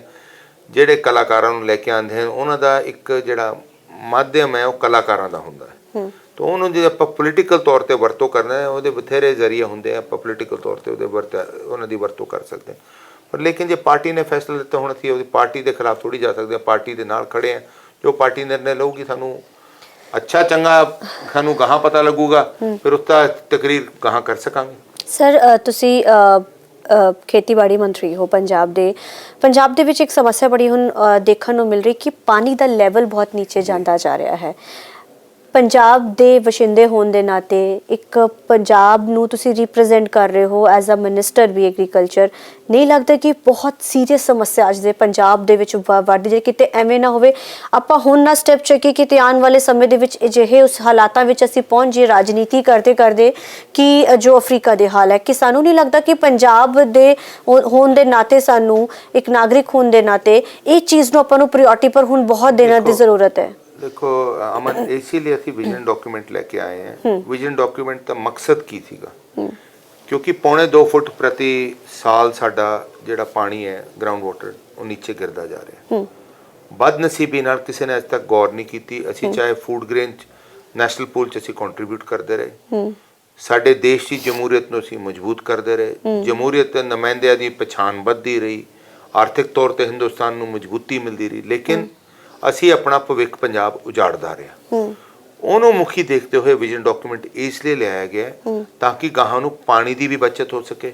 ਅਸੀਂ ਐਸੀ ਜਿਹੜੀ ਟੈਕਨੋਲੋਜੀ ਹੈਗੀ ਉਹਦੀ ਵਰਤੋਂ ਲਈ ਇਸ ਲਈ ਅਸੀਂ ਉਸ ਨਾਲ ਇਨਕੋਰਪੋਰੇਟ ਕੀਤਾ ਹੈ ਤਾਂ ਕਿ ਗਾਹਾਂ ਨੂੰ ਜਿਹੜਾ ਸਮਾਂ ਹੈ ਖਰਾਬ ਨਾ ਹੋ ਸਕੇ, ਜਿਹੜਾ ਖਰਚਾ ਆਉਂਦਾ ਹੈ ਉਹ ਅਸੀਂ ਬਚਾ ਸਕੀਏ, ਜਿਹੜਾ ਗਰਾਊਂਡ ਵਾਟਰ ਹੈ ਉਹਨੂੰ ਅਸੀਂ ਉੱਚਾ ਚੁੱਕ ਸਕੀਏ, ਕਰੋਨੋਮੀਟਰ ਵਗੈਰਾ ਨਾਲ ਵਰਤ ਸਕੀਏ ਕਿਉਂਕਿ ਸਾਨੂੰ ਪਤਾ ਹੋਏਗਾ ਉਹਦੇ ਤਹਿਤ ਕਿੱਥੇ ਪਾਣੀ ਦੀ ਲੋੜ ਹੈ ਕਿੱਥੇ ਨਹੀਂ ਹੈ।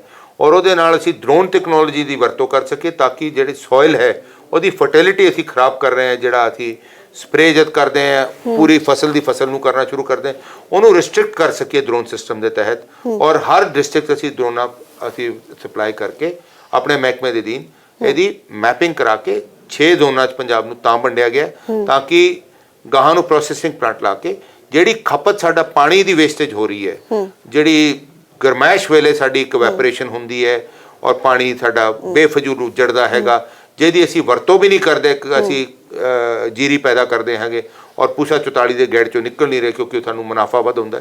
ਉਸ ਦੇ ਲਈ ਵਿਜ਼ਨ ਡਾਕੂਮੈਂਟ ਮੁਖੀ ਲੈ ਕੇ ਲਗੇ ਤਾਂ ਕਿ ਪਾਣੀ ਦਾ ਗਰਾਊਂਡ ਵਾਟਰ ਦੀ ਚੁੱਕ ਸਕੀਏ। ਇਹ 'ਚ ਕੋਈ ਦੋ ਰਾਏ ਨਹੀਂ, ਜੇ ਨਹੀਂ ਤਬਦੀਲ ਕਰਾਂਗੇ ਗਾਹਾਂ ਨੂੰ ਪੰਜਾਬ ਰੇਗਿਸਤਾਨ ਹੋ ਜੂ, ਨੁਕਸਾਨ ਪੰਜਾਬ ਦੇ ਭਵਿੱਖ ਦਾ ਹੋਊਗਾ। ਆਖਰੀ ਸਵਾਲ ਹੈ, ਪੰਜਾਬ ਮਾਡਲ ਦੀ ਗੱਲ ਕਰ ਰਹੇ ਨੇ ਨਵਜੋਤ ਸਿੰਘ ਸਿੱਧੂ, ਕਹਿ ਰਹੇ ਨੇ ਪੰਜਾਬ ਮਾਡਲ ਇਸ ਤਰੀਕੇ ਦਾ ਹੋਏਗਾ, ਕਾਂਗਰਸ ਮਾਡਲ ਹੋਏਗਾ ਜਾਂ ਪੰਜਾਬ ਮਾਡਲ ਹੋਏਗਾ? ਪੂਰੀ ਕੈਬਨਿਟ ਦਾ ਜੋ ਇੱਕ ਪੂਰੀ ਕਾਂਗਰਸ ਆ ਉਸ ਦਾ ਮਾਡਲ ਪੰਜਾਬ ਦੇ ਲੋਕਾਂ ਸਾਹਮਣੇ ਲੈ ਕੇ ਜਾਓਗੇ ਜਾਂ ਸਿਰਫ ਪੰਜਾਬ ਮਾਡਲ ਸਿੱਧੂ ਦਾ ਲੈ ਕੇ ਜਾਓਗੇ? ਕਿਹੜਾ ਮਾਡਲ ਹੋਏਗਾ ਲੋਕਾਂ ਦੇ ਲਈ? ਸਿੱਧੂ ਸਾਹਿਬ ਵੀ ਕਾਂਗਰਸ ਪਾਰਟੀ ਦੇ ਹੀ ਸਾਡੇ ਪ੍ਰਧਾਨ ਹੋਣਗੇ, ਸੋ ਉਹ ਵੀ ਕਾਂਗਰਸ ਪਾਰਟੀ ਦੇ ਬਿਹਾਫ ਤੇ ਹੀ ਬੋਲ ਰਹੇ ਹੋਣਗੇ ਔਰ ਸਰਕਾਰ ਵੀ ਉਹੀ ਬਿਹਾਫ ਤੇ ਬੋਲ ਰਹੀ ਹੈ। ਸਰਕਾਰ ਜਿਹੜਾ ਮਾਡਲ ਅਸੀਂ ਲੈ ਕੇ ਜਾ ਰਹੇ ਹਾਂ ਲੋਕਾਂ ਦੇ ਤਹਿਤ ਤਾਂ ਕਿ ਲੋਕਾਂ ਨੂੰ ਅਸੀਂ ਇੱਕ ਮਾਰਗਦਰਸ਼ਕ ਦੇ ਰੂਪ ਦੇ ਤਹਿਤ ਇੱਕ ਵਿਜ਼ਨ ਦੇ ਸਕੀਏ ਕਿ ਸਾਡੀ ਪੰਜਾਬ ਸਰਕਾਰ ਕਾਂਗਰਸ ਪਾਰਟੀ ਸਰਕਾਰ ਇਹ ਜਹਾਂ ਨੂੰ ਕਰਨ ਤੁਹਾਡੇ ਲਈ ਜਾ ਰਹੀ ਹੈਗੀ। ਔਰ ਉਹਦੇ ਤਹਿਤ ਅਸੀਂ ਕੁਛ ਪਲਸਿਸ ਆਇਲ ਸੀਡਸ ਵਗੈਰਾ ਉਹਨਾਂ ਦੇ MSPs ਵੀ ਰੱਖੀਆਂ ਹੋਣਗੀਆਂ। ਕੋਈ 13 ਫਸਲਾਂ ਐਸੀਆਂ ਹੋਣਗੀਆਂ 13 ਤੋਂ 18 ਫਸਲਾਂ ਜਿਨ੍ਹਾਂ ਦੀ ਅਸੀਂ ਲੋਕਲ MSP ਅਫੋਰਡ ਕਰ ਸਕਦੇ ਹਾਂ। ਜਿਹੜੀ ਜੀਰੀ ਤੇ ਕਣਕ ਹੈ ਉਹਦੀ MSP ਅਸੀਂ ਨਹੀਂ ਅਫੋਰਡ ਕਰ ਸਕਦੇ ਕਿਉਂਕਿ ਸਾਡੇ ਬਜਟ ਤੇ ਲਗਭਗ ਬਰਾਬਰ ਹੈਗੀ। ਔਰ ਜਿਹੜਾ ਨੈਸ਼ਨਲ ਬਜਟ ਸਾਨੂੰ ਦਿੰਦਾ ਹੈ ਲਿਫਟਿੰਗ ਦੇ ਚਾਰਜਸ ਸਾਨੂੰ ਜਾਂ ਸਟੋਰੇਜ ਦੇ ਚਾਰਜਸ, ਉਹਦੇ ਅਧੀਨ ਸਾਨੂੰ ਮੁਨਾਫਾ ਨਹੀਂ ਹੋਣਾ, ਤਾਂ ਉਸ ਕਰਕੇ ਤਬਦੀਲ ਕਰਨ ਲਈ ਇਹ ਸਾਡੇ ਖੇਤੀਬਾੜੀ ਮਹਿਕਮੇ ਨੇ ਇਸ ਉਪਰਾਲਾ ਕੀਤਾ।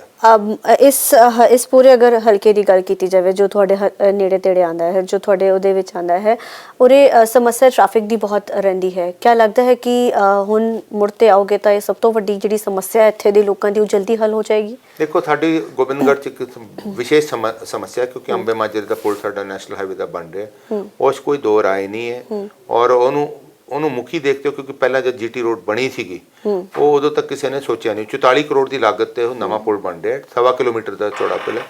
ਔਰ ਸਾਡੀ ਬਦਨਸੀਬੀ ਸੀ ਗੋਬਿੰਦਗੜ੍ਹ ਦੀ ਕਿ ਗੋਬਿੰਦਗੜ੍ਹ ਇੱਕ ਏਸ਼ੀਆ ਦੀ ਸਭ ਤੋਂ ਪੁਰਾਣੀ ਓਲਡੈਸਟ ਸਟੀਲ ਇੰਡਸਟਰੀ ਹੈ ਸਾਡੀ, ਔਰ ਇਹਦੀ ਸਥਾਪਨਾ ਏਸ਼ੀਆ ਦੀ ਸਭ ਤੋਂ ਪੁਰਾਣੀ ਜਿਹੜੀ ਸਟੀਲ ਇੰਡਸਟਰੀ ਗਿਣੀ ਜਾਂਦੀ ਹੈ, ਇਹਦੀ ਸਥਾਪਨਾ 1854 ਚ ਹੋਈ ਸੀਗੀ। ਨਾਭਾ ਰਿਆਸਤ ਦਾ ਇੱਕ ਭਾਗ ਸੀਗਾ। ਉਦੋਂ ਵਪਾਰ ਕੱਪੜੇ ਦਾ ਵਪਾਰ ਹੁੰਦਾ ਸੀ। ਔਰ ਅੱਜ ਤੱਕ ਗੋਬਿੰਦਗੜ੍ਹ ਦੀ ਪਛਾਣ ਨਹੀਂ ਬਣ ਸਕੀ ਕਿ ਸਾਡੀ ਐਂਟਰੀ ਕਿੱਥੇ ਹੈ, ਐਗਜ਼ਿਟ ਕਿੱਥੇ ਹੈ। ਤੇ ਇਹ ਬਹੁਤ ਬੜੀ ਪ੍ਰੋਬਲਮ ਹੈ। ਇਹਦੀ ਸ਼ੁਰੂਆਤ ਵੀ ਇੱਥੇ ਜਿਹੜੀ ਫਲੋਟਿੰਗ ਰੈਸਟੋਰੈਂਟ ਨਾਲ ਜਿਹੜਾ ਪੁਲ ਬਣ ਰਿਹਾ ਹੈਗਾ, ਇਹਦੀ ਐਂਟਰੀ ਟੂ ਗੋਬਿੰਦਗੜ੍ਹ ਵੀ ਪਛਾਣ ਕੀਤੀ ਜਾਏਗੀ, ਐਗਜ਼ਿਟ ਵੀ ਗਾਹਾਂ ਨੂੰ ਬਣਨਗੇ ਔਰ ਦੂਜੇ ਪਾਸੇ ਵੀ ਐਗਜ਼ਿਟ ਨਿਕਲਣ ਲਈ ਹੋਣਗੇ, ਤਾਂ ਕਿ ਉੱਥੇ ਗੇਟ, ਸਵਾਗਤੀ ਗੇਟ ਵੱਡੇ ਲੱਗੇ ਹੋਣਗੇ, welcome to Asia's oldest steel city of the world, Asia's oldest steel city, Mandi Gobindgarh. ਸੋ ਜਦ ਅਸੀਂ ਇਸ ਹੌਲੀ ਹੌਲੀ ਜਿਹੜੇ ਕੰਮ ਸ਼ੁਰੂ ਕੀਤੇ ਹੈ, ਮੈਂ ਤੁਹਾਡੇ ਮਾਧਿਅਮ ਰਾਹੀਂ ਬੇਨਤੀ ਕਰੂੰਗਾ ਕਿ ਕੰਮਾਂ ਦੀ ਰਫ਼ਤਾਰ ਨੂੰ ਅਸੀਂ ਰੋਕ ਨਾ ਪਾਈਏ, ਤਾਂ ਕਿ ਲੋਕ, ਤਾਂ ਹੀ ਅਸੀਂ ਬੇਨਤੀ ਕਰ ਰਹੇ ਹਾਂ ਕਿ ਜੇ ਅਸੀਂ ਕੰਮ ਅੱਛੇ ਕੀਤੇ ਸਾਨੂੰ ਜ਼ਰੂਰ ਇਹ ਮਾਨ ਸਤਿਕਾਰ ਦਿਓ, ਤਾਂ ਕਿ ਅਸੀਂ ਗਾਹਾਂ ਨੂੰ ਇਹ ਕੰਮਾਂ ਨੂੰ ਮੁਕੰਮਲ ਕਰਾ ਕੇ, ਔਰ Gobindgarh is the first city ਜਿੱਥੇ ਅਸੀਂ state of the art bio digester ਲਾ ਰਹੇ ਹਾਂ। 40-45 ਮੈਟ੍ਰਿਕ ਟਨ ਦਾ ਵੇਸਟ ਦਾ ਇਹਦਾ ਸਾਡਾ ਪਲਾਂਟ ਲੱਗ ਰਿਹਾ, ਜਿਹਦੇ ਵਿੱਚੋਂ ਗੈਸ ਪੈਦਾ ਹੋਊਗੀ ਔਰ ਜਿਹੜੀ ਪਲਾਸਟਿਕ ਹੈ ਉਹਨੂੰ ਸੋਲਿਡਿਫਾਈ ਕਰਕੇ ਫਿਊਲ ਦੇ ਤਹਿਤ ਵਰਤਿਆ ਜਾਊਗਾ ਫਰਨੈਸ ਇੰਡਸਟਰੀ 'ਚ, ਔਰ ਜਿਹੜੀ ਇਹਦੀ ਗੈਸ ਪੈਦਾ ਹੋਊਗੀ ਉਹ ਵੀ ਅਸੀਂ ਫਰਨੈਸ ਇੰਡਸਟਰੀ ਨੂੰ ਵੇਚ ਸਕਾਂਗੇ। Thank you so much sir, thank you. ਤੇ ਸਾਡੇ ਨਾਲ ਗੱਲ ਕਰਨ ਦੇ ਲਈ ਕਾਕਾ ਨਾਭਾ ਸਰ, ਜਿਨ੍ਹਾਂ ਨੇ ਦੱਸਿਆ ਕਿ ਕਿਸ ਤਰੀਕੇ ਦੀ ਸਮੱਸਿਆ ਇਸ ਪੂਰੇ ਹਲਕੇ ਦੇ ਵਿੱਚ ਆਂਦੀ ਹੈ, ਤੇ ਅਗਰ ਸੱਤਾ ਵਿੱਚ ਸਰਕਾਰ ਆਂਦੀ ਹੈ ਤਾਂ ਜ਼ਰੂਰ ਜੋ ਚੀਜ਼ਾਂ ਹੋਣੀਆਂ ਬਾਕੀਆਂ ਜ਼ਰੂਰ ਕੀਤੀਆਂ ਜਾਣਗੀਆਂ। ਸਭ ਤੋਂ ਜਿਹੜੀ ਸਮੱਸਿਆ ਪੰਜਾਬ ਦੇ ਵਿੱਚ ਆ ਰਹੀ ਹੈ, ਜੋ ਵਾਟਰ ਲੈਵਲ ਨੀਚੇ ਜਾਂਦਾ ਜਾ ਰਿਹਾ ਨੇ, ਪਾਣੀ ਦਾ ਜਿਹੜਾ ਸਤਰ ਬਹੁਤ ਨੀਚੇ ਹੁੰਦਾ ਜਾ ਰਿਹਾ, ਉਹਨਾਂ ਨੇ ਬੋਲਿਆ ਉਸ ਨੂੰ ਲੈ ਕੇ ਵੀ ਜਲਦ ਜਿਹੜੀ ਕਿ ਇਸ ਨੂੰ ਲੈ ਕੇ ਇੱਕ ਪੂਰਾ ਉਹਨਾਂ ਨੇ ਪਾਈਪਲਾਈਨ ਦੇ ਵਿੱਚ ਪੂਰਾ ਪ੍ਰੋਜੈਕਟ ਕੀਤਾ ਹੋਇਆ ਹੈ, ਤਾਂ ਕਿ ਆਉਣੇ ਵਾਲੇ ਸਮੇਂ ਦੇ ਵਿੱਚ ਪੰਜਾਬ ਜਿਹੜਾ ਪਾਣੀ ਦਾ ਸਤਰ ਜਿਹੜਾ ਨੀਚੇ ਗਿਰਦਾ ਜਾ ਰਿਹਾ ਉਹ ਨਾ ਗਿਰੇ। ਕੈਮਰਾਮੈਨ ਗੌਰਵ ਦੇ ਨਾਲ ਅਮਨਪ੍ਰੀਤ ਕੌਰ, ਰੋਜ਼ਾਨਾ ਸਪੋਕਸਮੈਨ, ਅਮਲੋ।